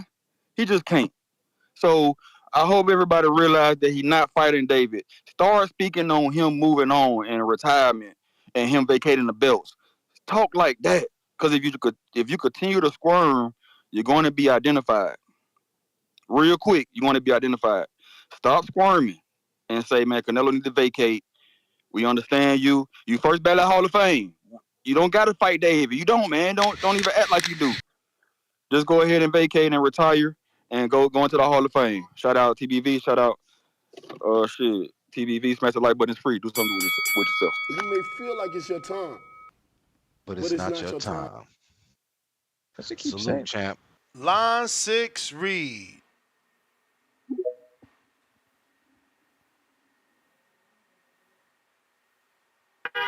Hey, Naz, can you hear me? Yes, sir.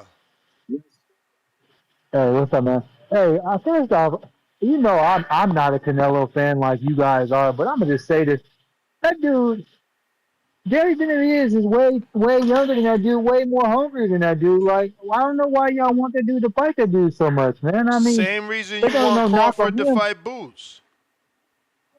Hold on, chill. It's not no knock on him. I'm just simply saying, like, Cuz don't want to fight him. He don't want to fight him. There's nothing you can do about it. There's nothing you can do about it. It's as simple as that. So, and as far as crossfight Boots, this is my thing with that. Boots, who's this dude Crawford about to fight next? He's a nobody, correct?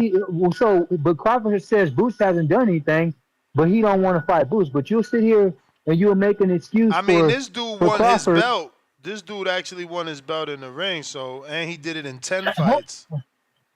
Hey, hold on, Ness. Listen to what I'm saying, though, man. You see, and this is the problem, Ness. Now, you used to be a Crawford detractor. You used to hate on Crawford. Now, You like Crawford, so you giving this man a pass, man. Like he don't deserve no pass. But listen, I'm before I let you go, this is what I'm saying. This is how nasty your boy Boots is. Still me. This is a few weeks ago. Ryan Garcia's dad was talking that cash money shit to what's his name, Eddie Hearns. You know that boy Eddie Hearns had another time. I got Boots. Hold on. Once Cuz said that, Ryan Garcia's dad was like, you know what, you right. Cuz is a problem, and I'm just sitting there like, hey, that's how you know Boots is the real deal. He had a dude that was talking shit bow down when he heard the name Boots, and I mean that's just the Boots. It was so beautiful to hear that. I just kept rewatching it. You know what I'm saying? After he said Boots' name, Ryan Garcia's dad became an Uncle Tom, started slapping his knee and all kind of other shit. So all I'm saying is nobody else has that effect on people the way Boots does. Boots have motherfuckers change their whole outlook on life, making motherfuckers want to make business decisions. I mean, shit. Hey, if I'm the best fighter in the We world gonna or see something like what he that, and do with Cody. somebody, hold on. But I'm saying if I'm Bud Crawford or Mayweather or Roy, any of these all time greats, and somebody said, "Hey, you want to fight Boots?" I'm gonna look at him and I'm telling him like, "Look, check this out, guys. Hey, yeah, I'm good, this and that, but I don't want no problems with that dude. I'm good." I mean, that's just conceding that that's the best they ever laced up a pair of gloves. I mean, Ness, you tell me a statistical category down the line, left and right, man. I mean, who does it better than Boots, man? It's crazy that we even have this discussion. And I heard a few weeks ago, Ness, and I'll send you a counter punch. It's not nothing. We talking about Boots right now. I heard a few weeks ago you saying that when they was talking about Barrios and stuff like that, you had a promoter on there and he was trying to show Boots some love, and you're like, well, Boots, this and that. And it's like, come on, Ness. If I had time, I would have came out, I would have taxed your ass. You know me, Ness, man. It's not a thing, bro. You show Boots the respect, man. Boots brings them out, man. You know what I'm saying? So, Did you buy hey, I'm your about to cash tickets? out you some money. I'm about to cash. I'm Did you about to buy your cash out you right tickets? Was now. you part of the pre-sale? Pre-sale for what? For Boots fight. You may feel like it's your time, I'm not going to. but it's not your Hold on, time. Ness. I'm What? gonna pay for my pay-per-view. If it's on pay-per-view, I'm gonna pay for it. Ness, you already know. Nah, You I already thought know you I'm was gonna pay gonna go for see it. him live in Philly. He And, about to headline and, in Philly. He needs your help. Ness, They and, using a big room. I and, think they hey, got to do like 20. Ness, hold on. And even when I pay for Boots pay per, you know I'm about to send the boxing boys some money on Boots fight. You already know how I roll, so it's not an issue. But me traveling to Philly, man, I ain't got time for all that, man. I'm a busy dude, Ness. You know me, man. But I'm gonna show my support to Boots in any way, shape, form, or fashion. But I'm Nah, I not hear going you. out flying all the way over to Philly. Where? You know what I'm saying? That's just not me, bro. I hear you. I hear you. I ain't know. You know, some people like to be at the fights for their favorite fighter. I'm Hey, with you. but hey, Favorite seat well, in the house is at home. I'm with you. I'd rather watch it on TV. You know, no distractions. I Hey Ness, I'm about to send you something so you can drop the bomb for Boots. So just when it comes through, just keep your eyes open. Thanks for taking my call this time, and yeah, it should be on its way right now. You the man, Uh, champ. You the man. bomb. All right, man. Appreciate you. All right. There it is. Hey, take care, Ness. Yep. All right. All right. Let's see what we got. Oh, what up?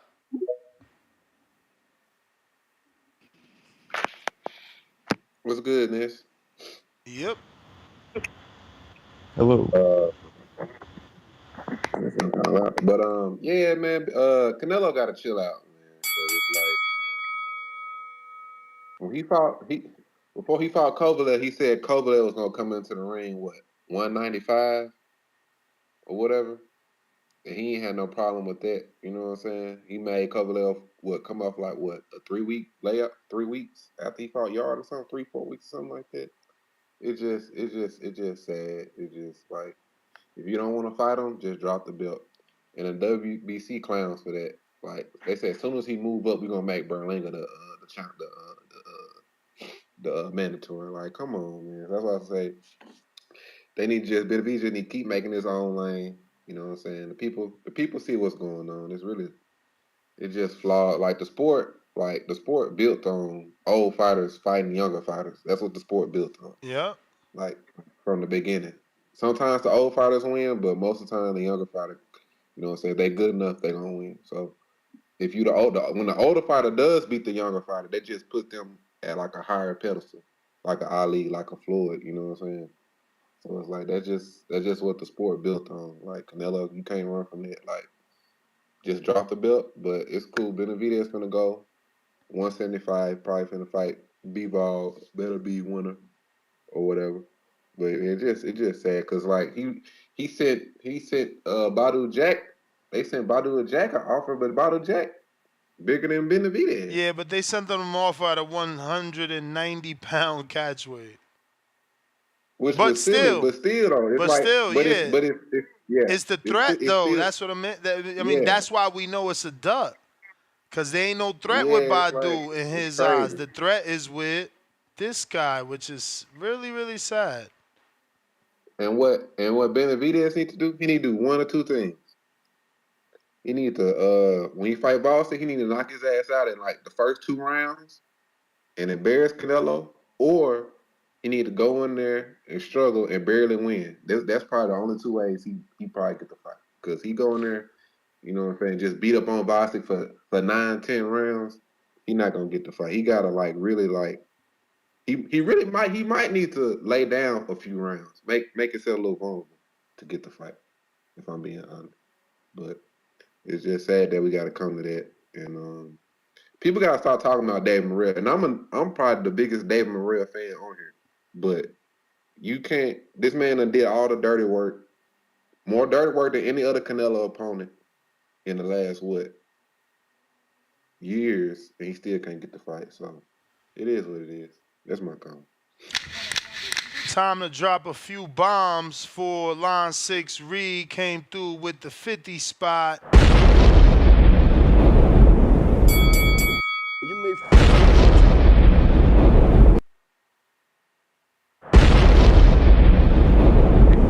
Salute, champ. Appreciate you. We got Real Jose. What up? Yo, what's good, champ? What's good? What up? What up? Y'all hear me? Good, bro. This was back to what the dude was saying. The dude from Uruguay.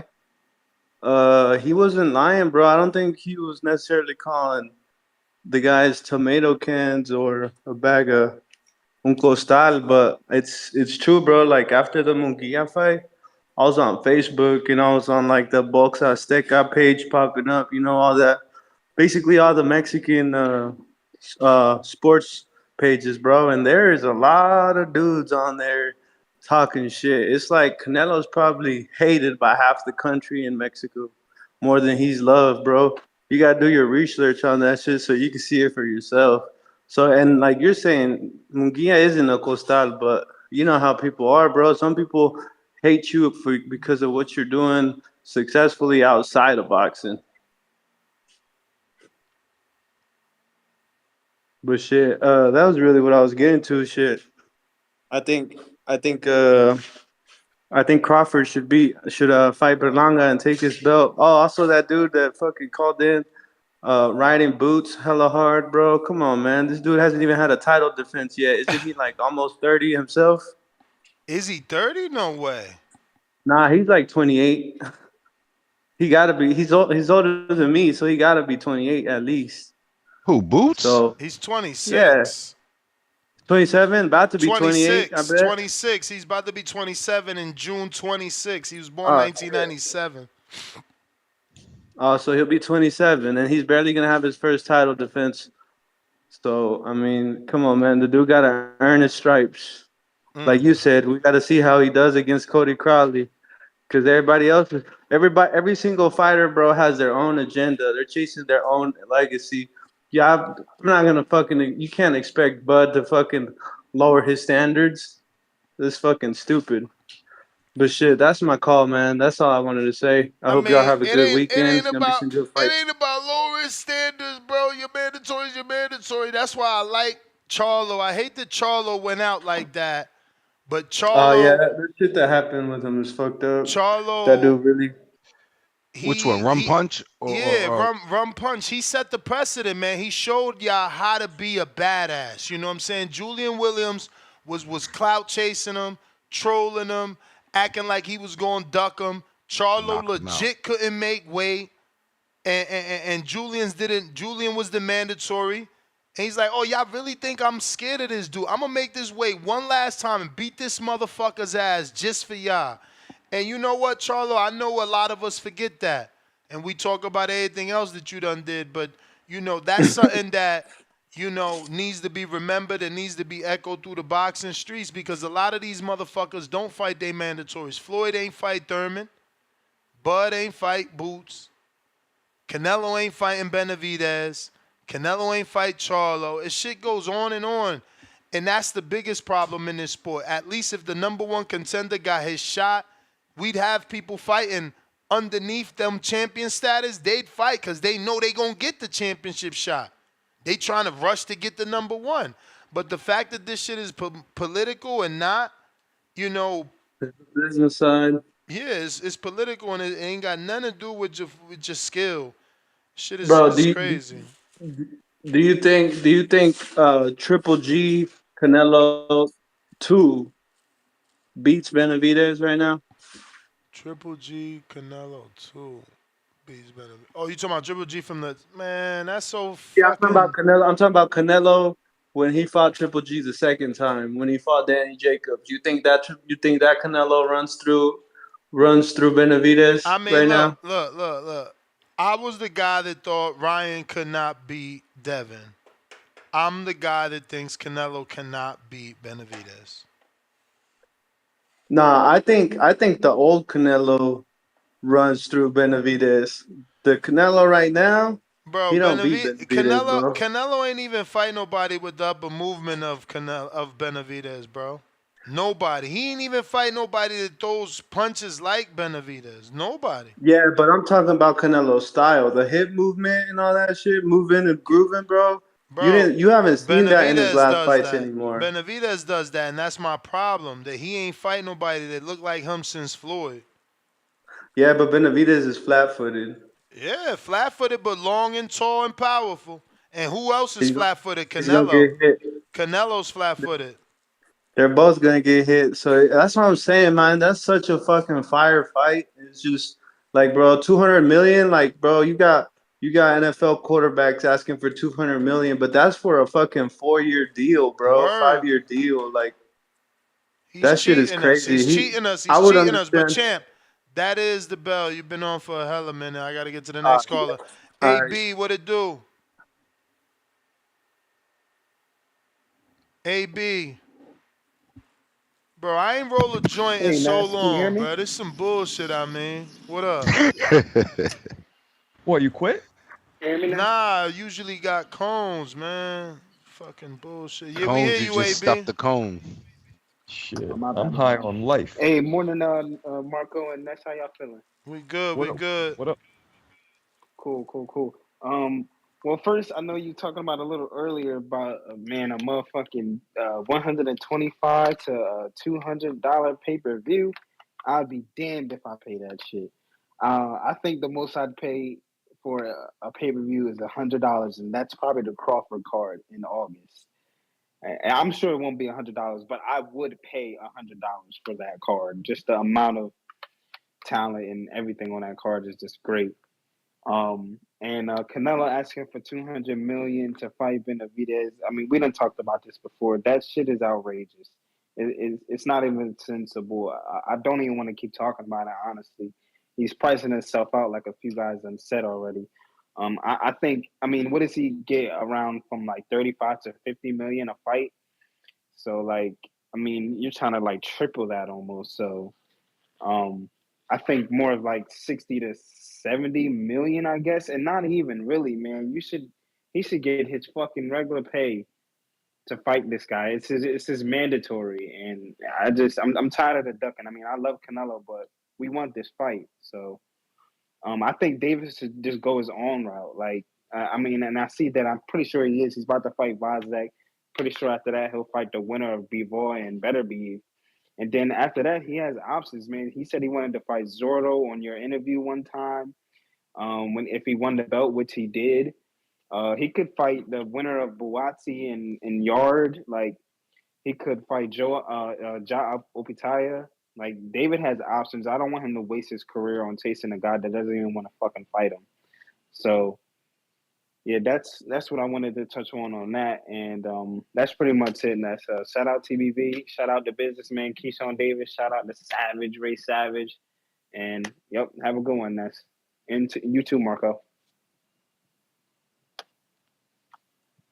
Appreciate you. I mean, I don't think he knew you was here. I don't think he being rude. I just don't think. No, it's all good. Oh, my bad. He just Who sees is a it? one ball guy. He thinks he's seeing Two ball everybody's. guys. I'm Yeah. on, I'm on Twitter Spaces, Nah, so it's all good, AB. I'm fucking with you, and I mean, Salute, AB. we got Spider Rico. Spider Rico. Oh. Morning, yo. Grand Rising. What up, Chad? What's up, Papa? What's So, good, champ? Anglo Marco. No offense. King Amin. King Amin, the New Jersey King. Nah, I'm here. I'm here, yo. I got not a lot. Just on the topic. I feel like Alexander Vosdick, he took out my favorite fighter as a young man. I'm still a young man now, but Adonis, the Superman Stevenson, if y'all ain't never seen him fight, we never gonna Super see him fight middleweight again champ. because Yeah. Southpaw. What's up? Yeah, we ain't never gonna get to see him fight again because Alexander Vosdick put him in a coma, and he was such a draw in Canada where Andre Ward, Sergey Kovalev, they wouldn't go there because they knew what was gonna happen to them. The Adonis, the Superman Stevenson, he was from Haiti. He has a Haitian power to take you out one hand.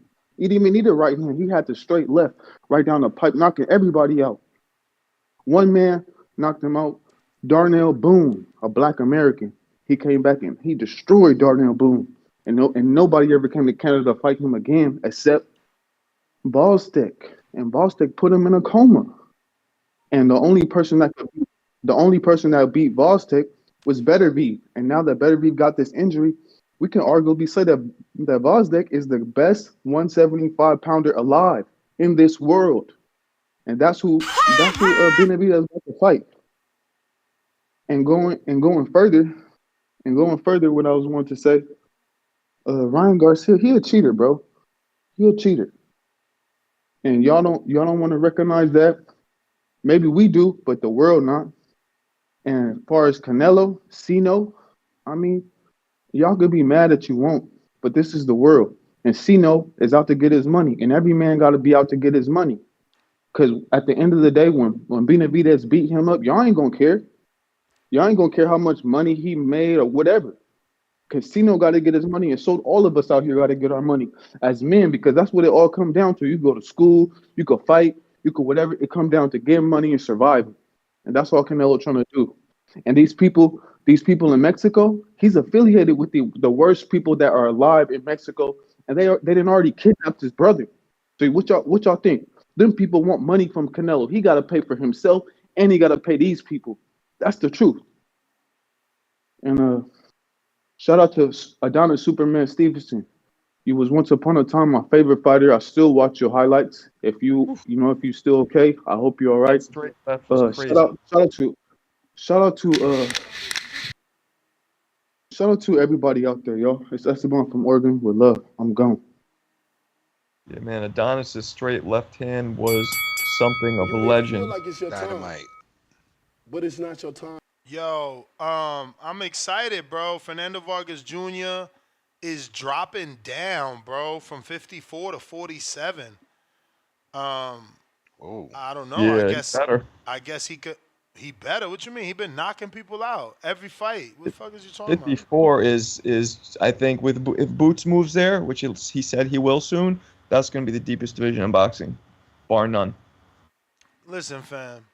I don't know what you talking about. This dude sparring with Carlos Adames, and I've seen him spar with Carlos Adames. So I think he going after Mario Barrios. All that boot shit. He looks that good. That shit sound good, but I seen this dude sparring Carlos Adames. So if he could hang with Carlos Adames out of the 154-pound division during sparring, because don't nobody weigh on a fucking scale at 154 when they about to spar somebody. Okay? I'm not worried about nothing. If he could get down to 47, he gonna be a fucking problem. You know where he going? You said Vargas Jr.? Vargas Jr. Yeah, he's still all knockouts, right? All wins by knockout? I believe it should be 12. He's no joke. He's going after Mario Barrios, I'm telling you. No joke. He's just, I'm saying. I don't know about that. They pretty cool, but hey, I take an all Mexican affair. That's what I like about Mexicans, though. They ain't be. I mean, only Canelo now with this fake friendship, but most Mexicans want all out Mexican affairs. I don't get it. Trees Toledo, what up? Hold up, Trees. Let me catch up. Give me 1 sec. One lump sum, $2. Who punches harder, GGG or David Benavidez, to be honest? I said that. GGG had more one-punch knockouts than David. That's why I don't understand what Canelo's afraid of. Aiden Dyer, member for 3 months on the prospect level. Just like Ali opposed Vietnam, Palestine needs us. We got JD, $10. Celebrating his 5th super chat on the live stream. If you fight at 168, fight night, you should be 174 the most. Same weight, same with every weight. Keep these fighters in the right divisions. No more weight bullying. Nah, champ, that ain't how it works. How it works is if you make the weight, you allowed to rehydrate to whatever the fuck you want. People changing it now, trying to put rehydration clauses. Like, I struggle just like you. How you going to cap me on what I could weigh? JXV, I got the right to come in. No, I was gonna say, they got the right to come in if they can make the sacrifice to come in at 168 and they want to come in at 184 on fight night. God bless them. Word. JXV88 back with another $2. What the F, Ness? Which fight did David Benavidez show his head movement? He's got head movement, bro. If you can't see that, you not watching boxing. Plant. He showed it with Plant. We got Worm from Texas, $2. One more time, Bam Rodriguez, next undisputed, and pound for pound. Trees, Toledo. Yo. What up, though? Marcos, King of Mean, what up, though? Was good. Hey, man. Trees, what up? Hey, man. Chilling, man. This is who I want to talk to, my guy, King of Mean, man, because, I don't much too care about this Canelo shit and the Benavidez. Benavidez gonna put hands and feet on him. Canelo scared. Yada yada, etc. We know the rest. But hey, man, with these fights this weekend, man, like I say, man, I got my nigga Cambosis, man. I got him beating Loma. I like that. I think Cambosis can pull it off, man. He is slick little boxer, he crafty. Them Australians. The more I watch them Australians, a lot of them motherfuckers can box for real. Like that young Sam Goodman, I like him too. He pretty crafty as well. But I'm like with these women, man. With this Nina Hughes and Terneka Johnson, man. I feel like I want to say Nina Hughes probably get it done, man. I know Jessica McCaskill. I like her to win her fight against Lauren Price. I think she gonna get that done. Shout out to her, man. I like her a lot. She one of my favorite. I wouldn't bet on that fighters. One either, though. I wouldn't bet on that one. What did Justin? What you know? You know something I don't. Listen. I'm gonna take first Nina Hughes. Nina Hughes is solid for the win over Sugar Neeks. I'm expecting Shanika Johnson. Can you imagine a white woman like that named Shanika Johnson? I'm expecting her to impress at the weigh-in, but in the fight, not so much, champ. Nina Hughes gonna dust her up. Johnson is actually moving up in weight. So this is used to make Nina Hughes kind of look good. Matter of fact, I'm sorry, she's moving down. She used to be a champ at 122. She's moving down. Yeah, I like that Nina Hughes though. But yeah. But damn, what you mean? McCaskill though? You got me mad. What you mean? Listen, McCaskill has been holding out for a long time, bro. She ain't been the same since the Chantel Cameron fight. Cause she tried to move down to 140. Chantel Cameron dusted her up, and then she went back up, went life or death against Sandy Ryan, and they gave her in a draw, let her escape with her titles, and now they're gonna fight kind of like a junior advanced version of Lauren Price. You know that my girl, you know what the fuck going on, King of Mean, though. You know that O'Shea Jones need the winner of that motherfucker, though. You understand me? You understand? See, she at 54 Jones, though. She want to come down? We at 47. Well, no, we Okay. hold on. Last fight, no, we at 47 if I'm not mistaken. If I can remember, last fight was at 47 if I'm not mistaken. No, that But last one yeah, was at 54. You turned me to it, and trust me, I had my eye all on it. That was at 54. okay. That last one. Okay. I was in the building, so we had a little, I couldn't really hear it like that. But yeah, man. O'Shea Jones, though, if you want to come down, I think that McCaskill fight, I think that's something that she should be interested in, man. She from Chicago, we from Toledo, Midwest Mafia You shit. may feel But like it's your let me time, burn if I go over two, Ness. I'm but gonna it's shoot you not your five. time. But That I was the see that. bell. Let me burn. I got you. But with I see that we got old girl Erica Cruz fighting too, King. I mean, what you think about her? I think she should get the dub. Erica I don't Cruz know. I ain't would winning like to. that one neither, champ. Sorry to disappoint you. Romero's going Oh to finish her. shit! You okay? Okay. Now I don't see that. I don't like to talk that finisher shit in women's boxing, man. Them rounds be the 2 minute rounds be throwing me off, man. I don't like to talk Well, finishes in women's boxing. not well. Yeah, let me not say KO, but she definitely gonna hurt her. She gonna hurt her because Romero. Long story short, she was supposed to have that belt against Marilyn Rivas. That bout ended in a technical draw, and then Cruz got the shot. You know what I'm saying? She moved down the division, fought Rivas, roughed her up, and Cruz's style is not built for what Romero's going to do. Romero's going to dust her up, punch on her. She got the power, counter punch. I'm interested. See that shit. See, because I'm all right, man. I gotta watch that because I think Erica Cruz. She ferocious. She be moving. I like her. I She like got her. value on. I think she do. See, now I'm gonna be in tune to that fight for sure. Trust me. But hey man, I just wanted to say with this card coming up as well with this Imatov fella. I hope motherfuckers got their eye on him on this Vasily Lomachenko card. What's the dude? He fighting Bolotniks. I think he gonna stop Richard Bolotniks.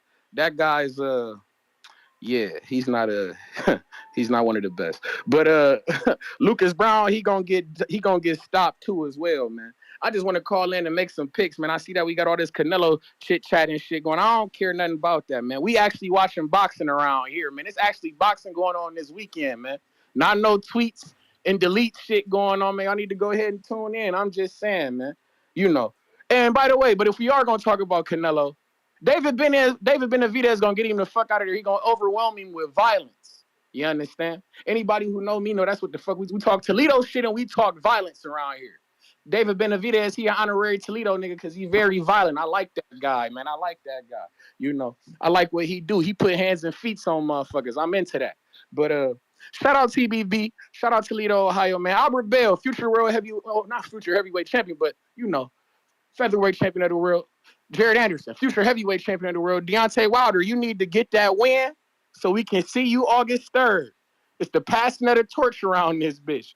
The world tour of torture. From California to Canton, from motherfucking Toledo to Tottenham. Fabio Worley, we on your ass. Daniel Dubois, we on your ass. Are you talking? He popping it. Hey, man, you know what the fuck going on. Hey, man, from Toledo to Tokyo, if they got a heavyweight over there, man, we doing it goes down.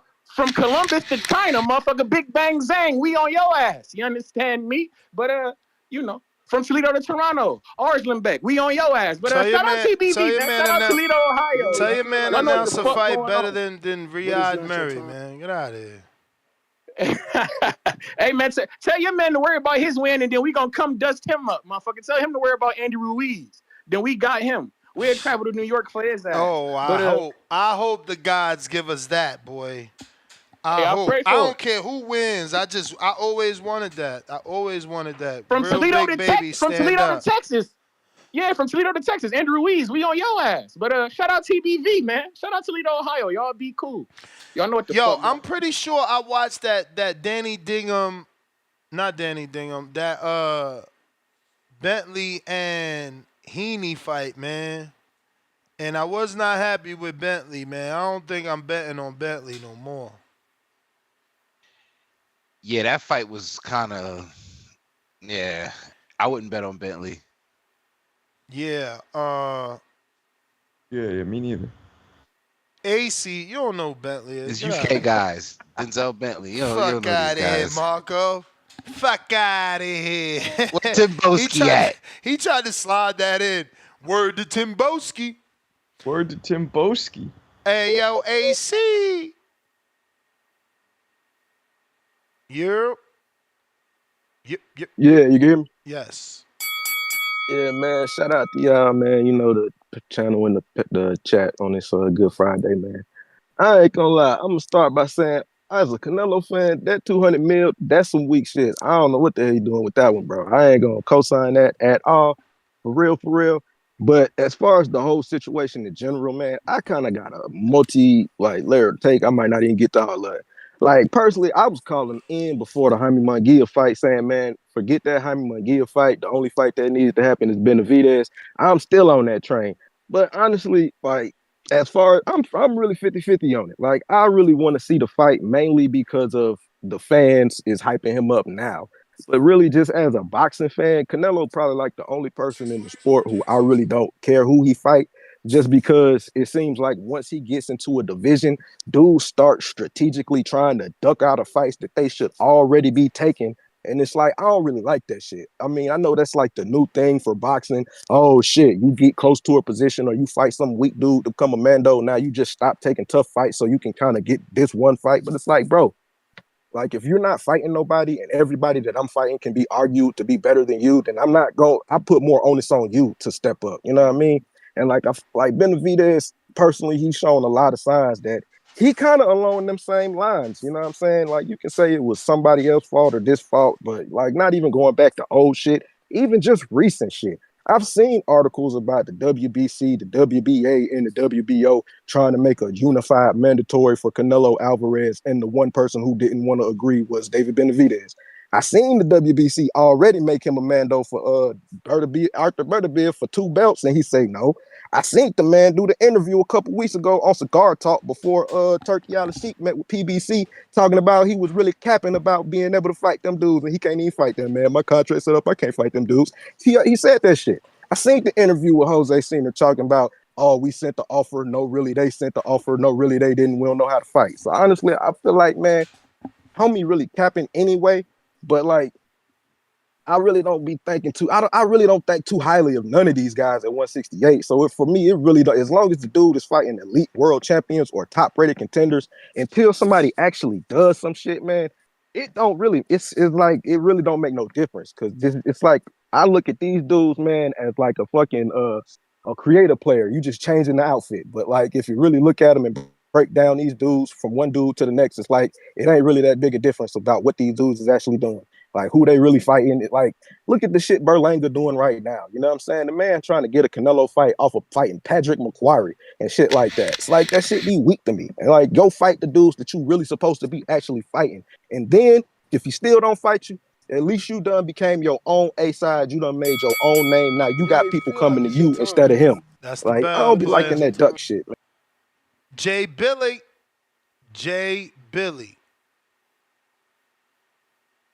We got Joshua Torres, $5. Don't think Canelo's scared. I think he found his Manny versus Floyd payday with everyone calling for this. Yeah, right. Excuses, Let me get muses. outside.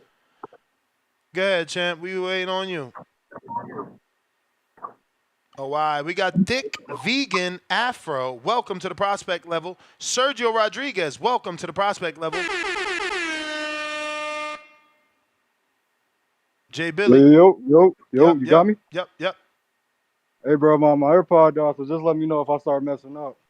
So, I don't know, man. I got to call Cap. What Marco said, and then I got to call Cap on both of y'all, man. So first, you say he's ducking. When has there been a history of Canelo ducking? You feel me? He said he's gonna take the fight. I just feel like wait, Ness, let me get this off. Let me get my monologue off real quick. Wait, let me get my monologue off. When has Canelo ever said he's gonna give us a fight and he hasn't done it? Where's the precedent? So that's for one. Marco saying, "Oh, this is one of the biggest ducks, and it's up there with the biggest ducks in boxing." Marco, man, you're showing your boxing knowledge, man, and I know you're very more knowledgeable than that. Let's not even touch that because David hasn't even done a quarter what Canelo has done in this sport. Other fighters haven't even done half of what Canelo's done in this sport. That's why it's 200 mil. Y'all asking why it's 200 mil. That's why, because y'all always going to build up a next monster. It's always going to be something else. It's like a rabbit chasing a carrot. Like, hey man, if you beat this guy, you know, we're going to go ahead and give you, we're going to go ahead and give you that, The notoriety. You know, you're gonna be Name the one other best. fighter. Okay, first is Triple G, Canelo. then it's Name Cotto. one other You fighter. know, when is it gonna stop? Hold up, when is it gonna stop? That's why it's 200 million. You feel me? That's why it's 200 million because it's never gonna stop. So damn, I forgot what I was about to say. Man, you threw me off. But yeah, man, it's never gonna stop. It's always gonna be the next guy, then the next guy. Ah, fuck, what was I gonna say, bro? I'm catching a blank right now. But man, yeah, that's basically what it is. Like y'all calling it, oh, when is he gonna fight him? He already said he's gonna fight him. You feel me? But Ness, I'm gonna have to tap back in, dude, man. I'm drawing blank. Real quick, I have my All name shit another together, but fighter No at the worries. stature of Benavidez that Canelo fought, where undefeated, such a brutal knocking everybody out. Name one. What do you mean knocking everybody out? Stop saying this shit. And the stature, if you look at Okay, excuse me, not the knocking everybody out, criteria but you destroying given people, is Gennady. battering people. Gennady. Okay, Gennady. So how many were there? There weren't that many. That's what makes this stand out. And right now, what makes it the worst is there's nobody anywhere There near the weren't that many. competition, So the excitement level of Benavidez. Kovalev wasn't the crusher. Huh? Kovalev was not the crusher. I'm saying right now there is Kovalev nobody didn't kill anywhere someone. near the level of Benavidez. Did Nobody. Kovalev kill someone in the ring? Yes or no? Like what? Did Kovalev kill someone in the ring? Yes. Yes. So like I'm that's talking two about right now. punches. Right now, what makes it bad is this: people say, "Well, Sugar Ray Leonard ducked Aaron Pryor." Okay, but Sugar Ray Leonard fought. He had Hagler, he had Duran, he had Hearns. Canelo has no Hagler Hearns. He just has Benavidez. There's no other okay, well, you know, he's not fighting him, but at least he has these other monsters. That's what makes it so bad right now. All right, champ. We got. I want to check and let's see. Have you guys hit that thumbs up? It's going to help with the visibility. We got Daniel Navarrete, $5. Shining old trophies, laugh out loud. The only reason his resume is being brought up is because he isn't fighting the best right now. Exactly. Exactly. Talking about, you know, the people he fought don't matter. It's like who we want you to fight now. All that other shit is irrelevant. Johnny, what up? Got cut out, man? Nah, I'm straight. Johnny got to unmute. Right now we're at 211,628 subscribers. Need a couple hundred more to get to the next goal. Johnny, you there? Yep, I'm here. Ness, can you hear me? Perfect. What's good, champ? Thanks for taking my call, man. You already know I'm a huge fan, bro. Appreciate you, man. No doubt, man. But as far as this Canelo thing, man, I mean, he's really pissing me off, man. And trust me when I tell you, this doesn't pertain to anybody in the chat. It's more like all the shit that I'm seeing on social media, man. It's just a lot of fans out there that are justifying, you know, the way Canelo's moving right now, man. You know, picking and choosing whoever he wants to fight, man. And I'm just like, yo, stop that shit. For real, man. Just stop it. You know, when y'all justify that, y'all enabling him to continue to do shit like that. But more importantly, y'all making it right for fighters in the future, you know, to move like that too, man. And, you know, that's not what we want as true fight fans. This is boxing, man. I mean, we want to see the best fight the best, you know, and I like Canelo, but I mean, listen, he undisputed right now. I mean, you got all the straps at 168. You know, your job as a champion, you know, once you win them belts, is to defend them titles against the best guys. And David Benavidez has earned his right, regardless of what people think about who will win or lose. He's earned his right to face the champion, man. So, you know, my thing is, if you want to move like that, you know, then give up the straps, and then you can move that, you know, whatever way you want. You know, but if you got the belts and you want to claim to be the top dog, man, you got to fight. You got to fight the guys that you're supposed to fight. That's what legacy is all about. I mean, you guys earlier brought up Marvin Hagler. I mean, why do people know Marvin Hagler? Even casuals know Marvin Hagler, Sugar Ray Leonard, these dudes. These dudes are legendary because they fought the best. You ask a casual about Sugar Ray Leonard, they're going to tell you, hey, listen, man, yeah, that's the dude that made $200 million in his career. No, they're going to tell you that's the dude that fought the best guys out there, man. It's about legacy, man. And like I said, I don't knock Canelo's resume. I mean, I give him props. You know, he's done his thing in his career, man. But the way he's moving right now is just, it's insane, man. And asking for $200 million, man, that's just a way to that's a way to duck. That's how these dudes, duck, by overpricing themselves, man. It's insane, man. It just pisses me off. And I mean, I just want to see Benavidez and him fight, because honestly, if they do fight, I got Benavidez by assault. I got Benavidez by homicide, man. I just think this is this is his time. But anyhow, and then tomorrow real quick, Lomachenko and Kambosos, man. A lot of people writing off Loma because of his age, man. But I think he's gonna touch up Kambosos, man. I still think he got enough left in the tank to be able to run circles who the around hell George. is writing off Loma? Where you There's see people that? out there. My There's dude, he's people a out there on fucking social 8-1 media, bro. underdog, bro. Like he's almost a plus minus You may 800. feel like it's your time.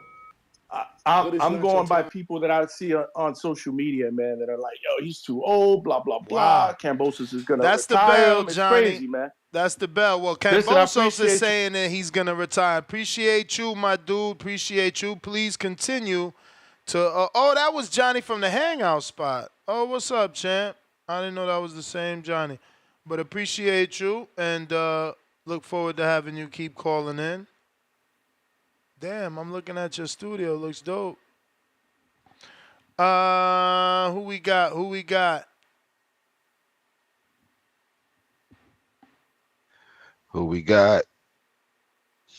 I think it's come to an up. CYP sort of counter punch. I don't know where he's at. Santana with the $5 says, so David isn't moving back down to 168. WBC will give him 10 days to decide. You interviewed him saying he'll stay at 175, but Canelo ducking? No, he said he's coming back down, but what matters is that they ain't fighting. Anything else is y'all making excuses. CYP, what up? Counterpunch. Yo, listen up, man. I've been on my discoveries, man, and I'm getting tired of hearing this. Floyd Mayweather, Duck, Keith Thurman. Do y'all know they were champions together for the WBA 6 months? 6 months. For that Floyd was WBA Super and Thurman was WBA regular. 6 months together before Floyd retired. Do y'all know that Floyd became the super champion after he beat Maidana and unified the WBC? He became super in 2014. Keith Thurman didn't become regular until 2015. He was challenging for 2 years. Nigga, you wasn't even the fucking regular champion yet. The fact that he goes around and keeps telling this lie is like, my guy, in an article, you say out your own words, out your own mouth, the super champion is not obligated to fight mandatories. That's why Floyd avoided me. Like, no. If he's not obligated, then he don't have to fight you. So stop saying you were his mandatory, because that means you're not his mandatory. That means if he want to fight you, he can. But you keep telling people this shit, and we keep running with it. 6 months together, but you was avoided multiple times. Dude, he fought Manny Pacquiao. We all knew he only had 1 fight left on the Showtime deal. He was going to retire. He wasn't thinking about you. You was a 6-month champion. You was interim. 7 months ago. Don't nobody thinking about you. All of a sudden now Floyd ducked you. Nigga, we got to stop this shit, because CYP is on the job. I'm on the case. And I'm getting tired of us believing the shit these fighters say when the evidence says different. My guy, 6 months, you're regular champ. He's super champion before you even got that belt. We know he's going to fight Pacquiao. Then he fights Berto. That happened in a 7-month span, dog. He retires. Get over that shit. Then your ass, instead of being a man about it, you went and lost the old-ass motherfucking Pacquiao. Pacquiao, hello, it's over. CYP out. And Canelo, you know damn well that you was ducking Dave Benavidez before you even got to 168. You waited until that man had no belt to go on your 168 tour. You even stopped Billy Joe Saunders from fighting Andre and told him to wait for you for May when they were supposed to fight. You've been on that bullshit for years. I already know this, but if y'all don't want to believe it, look it up. CYP out. Have a good day. All right. Tip Bellis. Tip Ballas. Damn, there's a fabulous quote, what I'm saying, from a song he got on I think it's like the funeral mixtape, second one, I think, man. What I'm saying, you just gotta put on the gloves, and it hurts when you gotta kill a nigga you love, man. You know what I'm saying? Like, niggas are talking reckless, man, because we all know Floyd ducked Keith Thurman. That's, what I'm saying? We all know Floyd was on an interview with my boy, I think it was Sean Zattel. Was it Sean Zattel from Fight Hype? You know what I'm saying? When Sean asked Floyd, yo, would you fight Keith Thurman and Sean Porter? And then Floyd Mayweather goes off to say, nah, man, I'm not looking to fight them. You know who I'm looking to fight. I'm looking to fight Andre Berto and Karim Mayfield. Hey, Ness. And then that was around the time that Thurman was WBA champion. You know what I'm saying? But, we going to get past that, man. I ain't here to talk about dudes that, you know what I'm saying, don't want to fight and shit, you know what I'm saying? Because really, these Canelo topics is just depressing, man. You see, Canelo fans not even calling in to defend their guy. They just can't, you know what I'm saying? It's over for them. I'm here to talk about the best of the best, man. You know what I'm saying? And that's Vasil Lomachenko and George Ferocious Kambosos, man. And what's about to be the fight of the year. This is the fight of the year, ladies and gentlemen. This fight is going under the radar. This is about to be an action-packed fight with blood, guts, towels being thrown, fighters getting dropped, all types of shit, man. You got to see it all in this fight, bro. You know how George Kambosos comes, man. Kambosos comes to fight, man. Nobody's He's gonna getting put it dropped, all on but the line. maybe the rest. Hey, I think, it might be a possibility that George gets dropped, man. We've seen it before. You know what I'm saying? Like, you might see a vintage Loma in this fight. You just don't know, man. This, you know what I'm saying? This fight, there's a lot of things that we might not expect to happen in this fight. Like, in particular, bro, I'm telling you, we gonna get 12 rounds of violence, man. You know what I'm saying? Like, it's about to be one of the ones, man. I'm telling you, it's gonna be the fight of the year. You heard it here first. You know what I'm saying? But yeah, man, that's all I wanted to talk about, man. George and Loma, man, because you know what I'm saying, they really out here getting busy, man. Just check their resumes, bro. George been carrying 135 for a little minute. You know what I'm saying? Loma too. You know what I'm saying? They just about to get that work in. But yeah, all right, y'all. Shout out to Edgar Berlanga too, man. You know what I'm saying? One day you gonna actually fight somebody. Boxing Patron. Y'all say Edgar Berlanga there every day on this show. Y'all just growing him. What's up, Nick? What up? Yeah, what's up? What the hell we talking about, man? He been ducking him for years. Man, I could say, was he ducking him around that time when he needed when Benavidez got put on his ass and needed a rematch to fight that guy? Who was Canelo fighting around that time? Kovalev? That's around the same time, right? Ducking him? Is that it? I think When he moved up to 175? I think he was talking about Floyd ducking Thurman, not Benavidez. I heard him say at the end that he said Canelo's been ducking Benavidez for years. I'm like, shit, if Benavidez looked more vulnerable than ever, it was around that time when Canelo moved up to 160. Went down to 175, went down to 168. But champ, what do you call a guy saying, no, I'll fight him when they fight each other? Then Benavidez fights Plant. Hey, I'm not here to defend him right now. Back then, I'm saying I can't see a reason why you would be scared of him. You're fighting Kovalev at 175, who just beat two undefeated champs. Yeah, but it is right? 4 years though. It is 4 years. And Kovalev, Yeah, Kovalev didn't beat no undefeated champ. What undefeated champ? Anthony Yarde was not undefeated champ. Didn't he get his belt back from what's his name? After he got knocked out, came back and beat him. Ain't that undefeated? Wasn't he undefeated? But who was undefeated though? Wasn't who knocked him out? Elderly Alvarez? When he knocked out Kovalev. Kovalev got a rematch.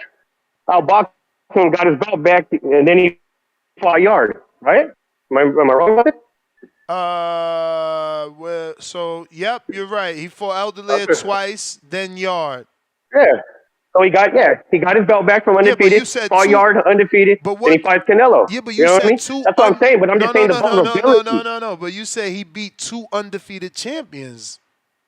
I didn't mean to say Yarde. I meant Yarde's not undefeated, not a champ. I meant two undefeated guys, but wasn't with champ at the time. But I mean two undefeated top contenders. No, listen. Okay, but that's what I'm saying. The Kovalev win is a good win, but it doesn't matter. He ducked Charlo to fight Kovalev.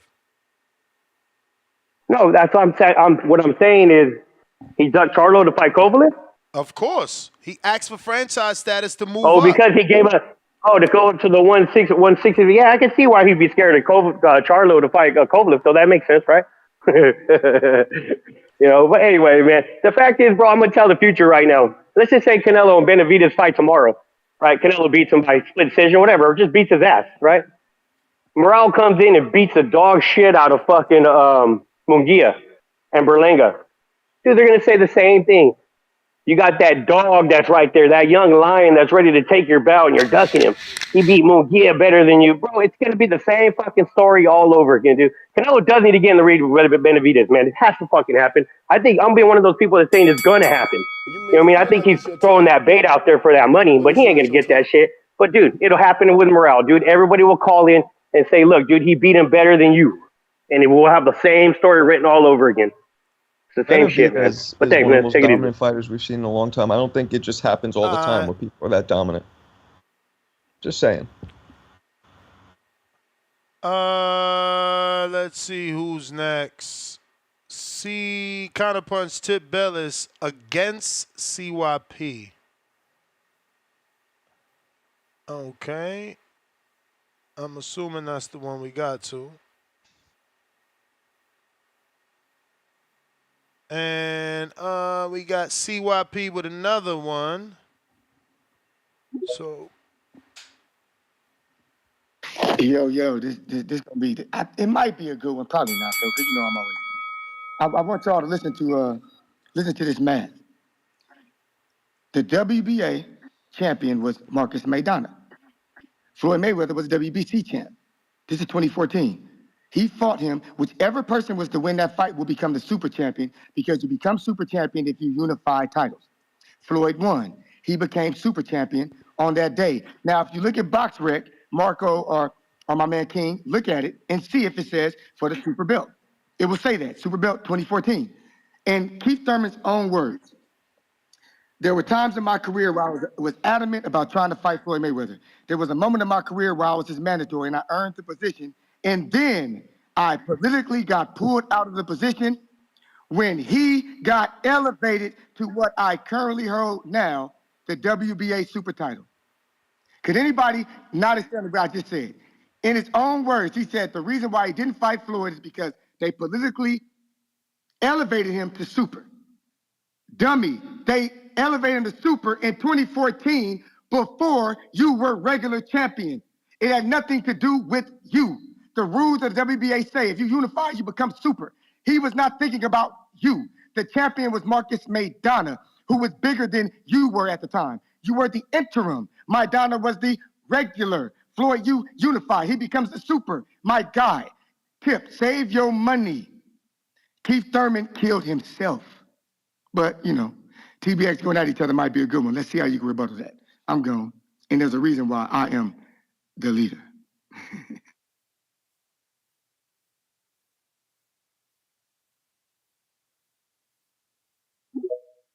George, what up?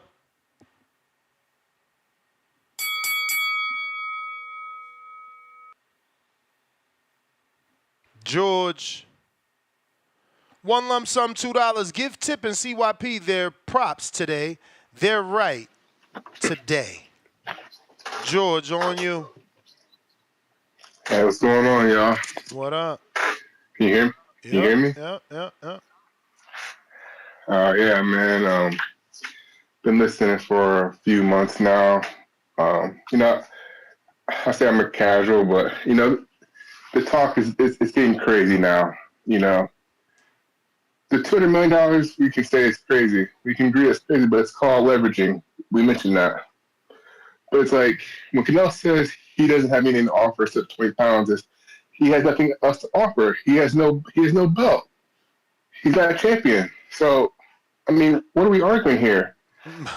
Munguia was not a champion. He just fought Munguia, who was not a champion. Like, you guys got to stop this. But, okay, I agree. But we created this monster. Every time we create a monster for Canelo, okay, like you said, it was Charlo, it was Andrade, it was Billy Joe Saunders, Triple G, Cotto. We build these monsters up, and then those guys weren't monsters, but sorry. Yeah, man. You stop grouping like that, Those man. monsters is maybe a little puppy. no, but no, I'm not saying there are monsters in the ring, but Canelo's ducking Billy Joe. Ward said that. Ward literally said, "Hey, Canelo's ducking Billy Joe." It's like, so it doesn't matter who it is. So a guy gets tired of that. We gotta. It's called negotiation tactics. So you're saying that basically everybody says that every fighter Canelo fights is the scary guy, and you're saying this Benavidez thing is just another one of those. Is that it? It's another one of those, but like you said, now we're at year 17, year 18. It's like, okay, this guy has nothing to offer, so why not say 200? We're at an unprecedented time now. Turkey. You sound crazy, bro. You wasting everybody's time. How could you have nothing to offer, but I need 200 million to fight you, bro? Like, come on. No, but here's the thing. Y'all try to blame Canelo for the unprecedented $200 million, but Turkey started this from the beginning. And Turkey started making these fights. Turkey didn't offer Canelo 200 million, bro. Stop. What is wrong with y'all? You a big ass baby making excuses for a grown man. Stop. Ness, did I say that? I didn't say that. Bro, now you're saying it's Turkey's fault. It's everybody's fault except Canelo. It's Turkey's fault he giving out money. It's Davis' fault he's too big. But it's not your It's Charlo's fault that he was the mandatory. Like, come on, bro. Oh, Davis not a champion. Munguia wasn't a champion, but it don't matter because we created this monster. Like, bro, you sound crazy. How long you want me to listen to this shit? You are the problem. And the people that sound exactly like you. The fuck is wrong with y'all? Yo, he ran me off the show, man. Why don't y'all want to fight? Why don't y'all want to fight? He ain't related to you. The money don't go to you. You don't feel the blows. We want to fight. We want to fight. No, you don't. No, you don't. You're making excuses after excuse. It's sickening, bro. Yo, George, you ran me off the show, man. But before you do that, yo, go subscribe to the championship rounds, George. You ran me off the show, man. King I mean the best Squad on IG. King I mean the best Squad on Twitter. Damn, George, I'm out of here, man. Stop it, George. That was the bell, bro. That was the bell. Jesus Christ, bro. What is wrong with the motherfucker just fighting? I can't for the life of me understand why you fuckers make so many excuses. Fucking hell, bro. Venom, what up? You hear me? Yes, I like that last sentence you were saying. How we're not the one taking the punches. We're not related. That should go the same to you, man. Because why are you pocket watching? Why are you pocket watching? You're not getting in the ring, Ness. Stay from the sideline. You're not getting in the ring. See, Ness. I don't know why you. I don't know. Ever since that Bivol loss, you switched up. It was a sad day. I know it was a sad day, and that day haunted you, and it's still haunting you. It's like you got to think for Canelo now. Now you trying to go for the new young blood. Man, it's sad. That wasn't since Bivol. What you say?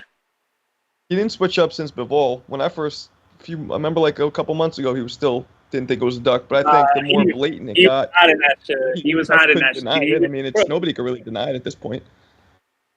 Only the weirdos are denying it, bro.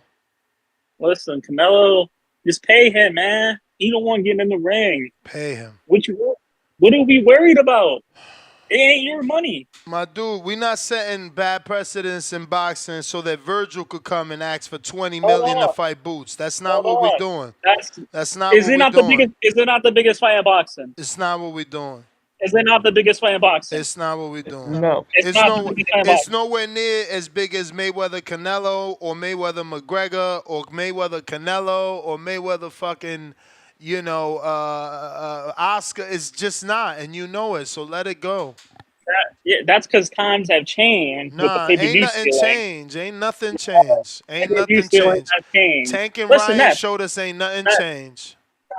Did you realize that Munguia gained over 700K followers on IG off Mm-hmm. that Canelo fight? Mm-hmm. So that should just give you a sign right there that Canelo's really moving that needle, That's like good. he always been That's moving that good. needle. Won't he move the needle in the ring versus Benavidez, man? Stop wasting time, bro. What the fuck are you Bro, talking about? you guys are pocket watching. He already told you what he wants. Pocket watching. Bro, that man, if Nope. it's up to me, he'll never get 200 million. That's pussy talk. He a prize fighter at the end of the day. And Ah. Marco, listen, Triple G was a killer in his prime. Canelo fought him twice. People were saying he was ducking him. Canelo fought him Oh, I twice. never said Didn't Canelo never fought great competition. I'm not all or nothing. Canelo's resume is probably the best in boxing. I'm just talking about what he's doing right now. And if you think that his resume affords him to do this duck job now, okay, that's your opinion. I don't. But no, he fought two. His last two fights were undefeated fighters. One of them was undisputed. So I mean, you tell me. Nobody asked You for tell. it. Nobody asked Hold for on. it. much more surprising. Nobody asked for either of those fights, bro. So 700 don't bring up 700,000 those people bought the stats. pay-per-view. Nobody gives a 700,000 fuck. people Nobody bought the gives a pay-per-view fuck. Nobody for that gives a fight. fuck. 700,000 Nobody gives a people bought fuck. that pay-per-view. Bought that Nobody shit. gives a Feel like fuck. it's your time. Lower than the But it's plant not your time. pay-per-view. You forget to say that.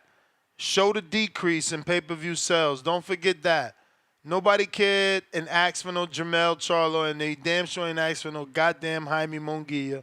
We know what we want. You know what we want, but you another enabler. Y'all all revealing yourselves one by one, revealing yourself.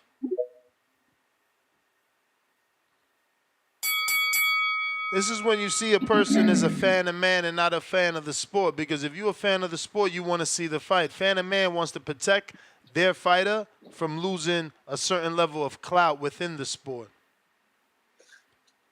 Yeah, let me work out. Let me work out right quick. You know what I'm saying? Let me put these boys on the track. You know what I'm saying? Uh, uh, you know, run this 400 meter on them right quick. Cause you know what I'm saying? If I'm not mistaken, yes. Okay, so Broner got the belt from Paulie. Then Maidana got the belt from Broner, right? But then during that time, was Keith Thurman not the interim champion? He was interim champion, right, Ness? I would have to check, man. I think Keith was interim champion. So either way, Keith Thurman was in a mandatory, some type of mandatory position, right? You know what I'm saying? And then when Maidana lost the belt, you know what I'm saying? Because Keith couldn't get the fight right away because the belt kept swapping hands. When Keith got in position, you know what I'm saying, to get the belt after Maidana lost, you know what I'm saying? Yes, he was the You know, interim champion. You are correct. When he fought on the all right. undercard of Broner and Maidana versus Jesus Carras, he was the WBA interim. He was the interim champion. Okay. And then Maidana lost. Now Keith gets elevated. Correct. All right. And so as Keith gets elevated, Keith goes on to fight Julio who was it? Diaz. He Robert? didn't get elevated. He fought Julio Diaz as an interim, Oh, Leonard no, Bundu as remember, an didn't interim. he He went to didn't fight get Robert Guerrero for elevated. the W? He didn't get elevated till he fought Robert Guerrero. 2015. Yeah. In what was it? February? March. Okay, March. All right. So he fought Robert Guerrero in March. Floyd Mayweather didn't fight Berto to win. September of that same year.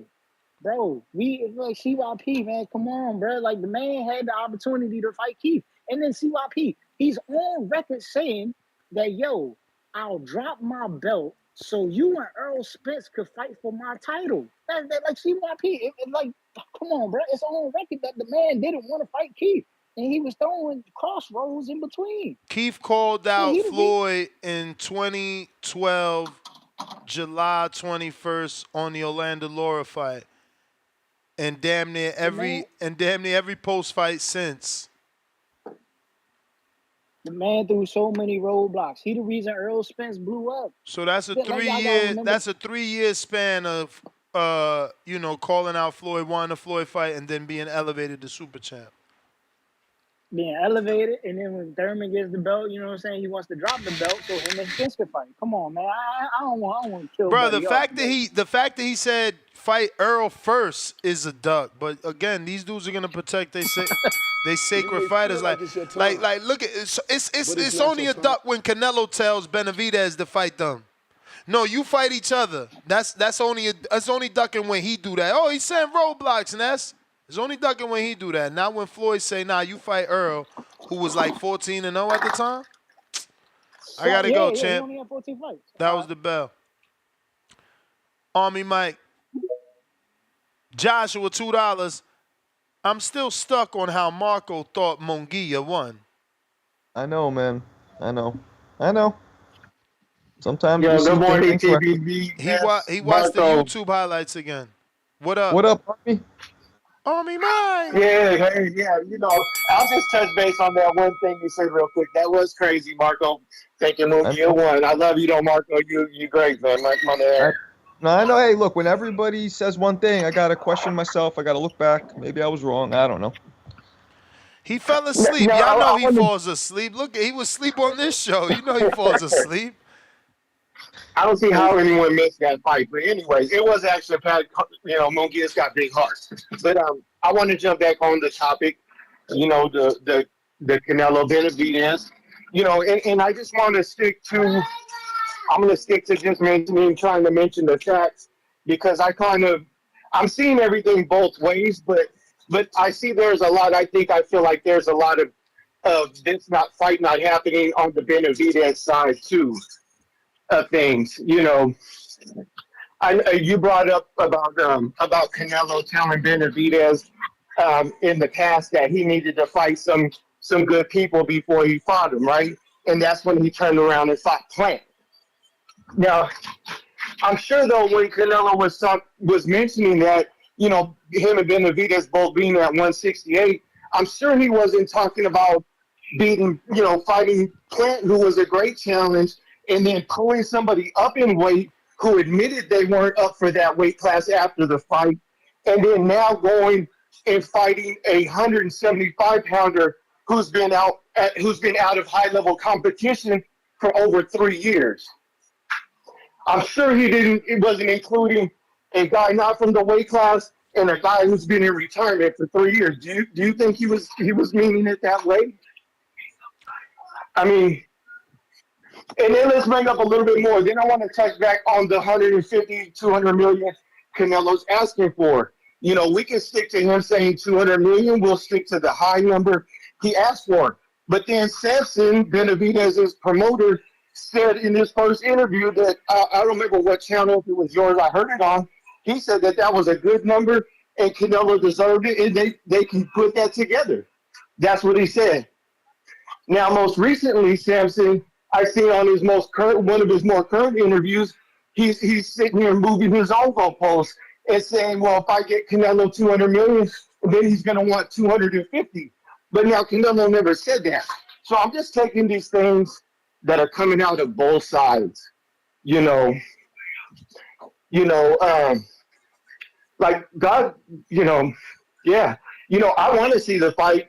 I think it's a good fight, and I feel like Canelo smokes him, really, and Benavidez is only like not improving himself by not taking on high level competition. God's spotting guys ranked his comeback ranked between 100 and 200. Mike, appreciate you. CYP.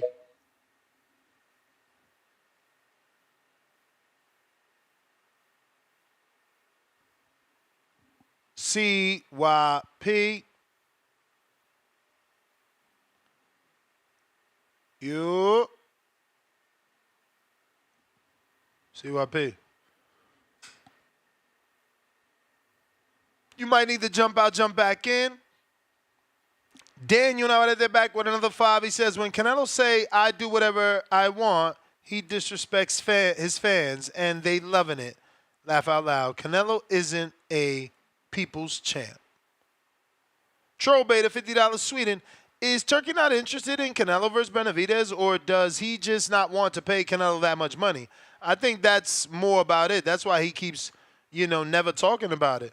It's like, ain't nobody giving Canelo 200 million. Montez Jackson, $2. When Turkey paid Ngannou 20 million, he set this precedent. Yeah, Ngannou's name ain't Canelo. You know what I'm saying? That man do what he want with his money. Canelo fishing. Don't mean he gonna get it. Yo. Yo. Did anybody in the crowd notice that he skipped one of the most major, biggest, box-worthy fights in 2015 to act as if Floyd went from Maidana to Berto. Does anybody remember that fight in May that he fought? Anybody remember? Pacquiao? Yes. Pacquiao. That's who he fought when Thurman got elevated. He fought Pacquiao right after that. So when you come on here telling, don't tell my audience no bullshit. That's one thing. What you gonna do? TBX, new rule. Don't tell our audience no bullshit. Okay? Don't do that. That's gonna get you a strike. We all know that he went from super champion. He was never regular champion.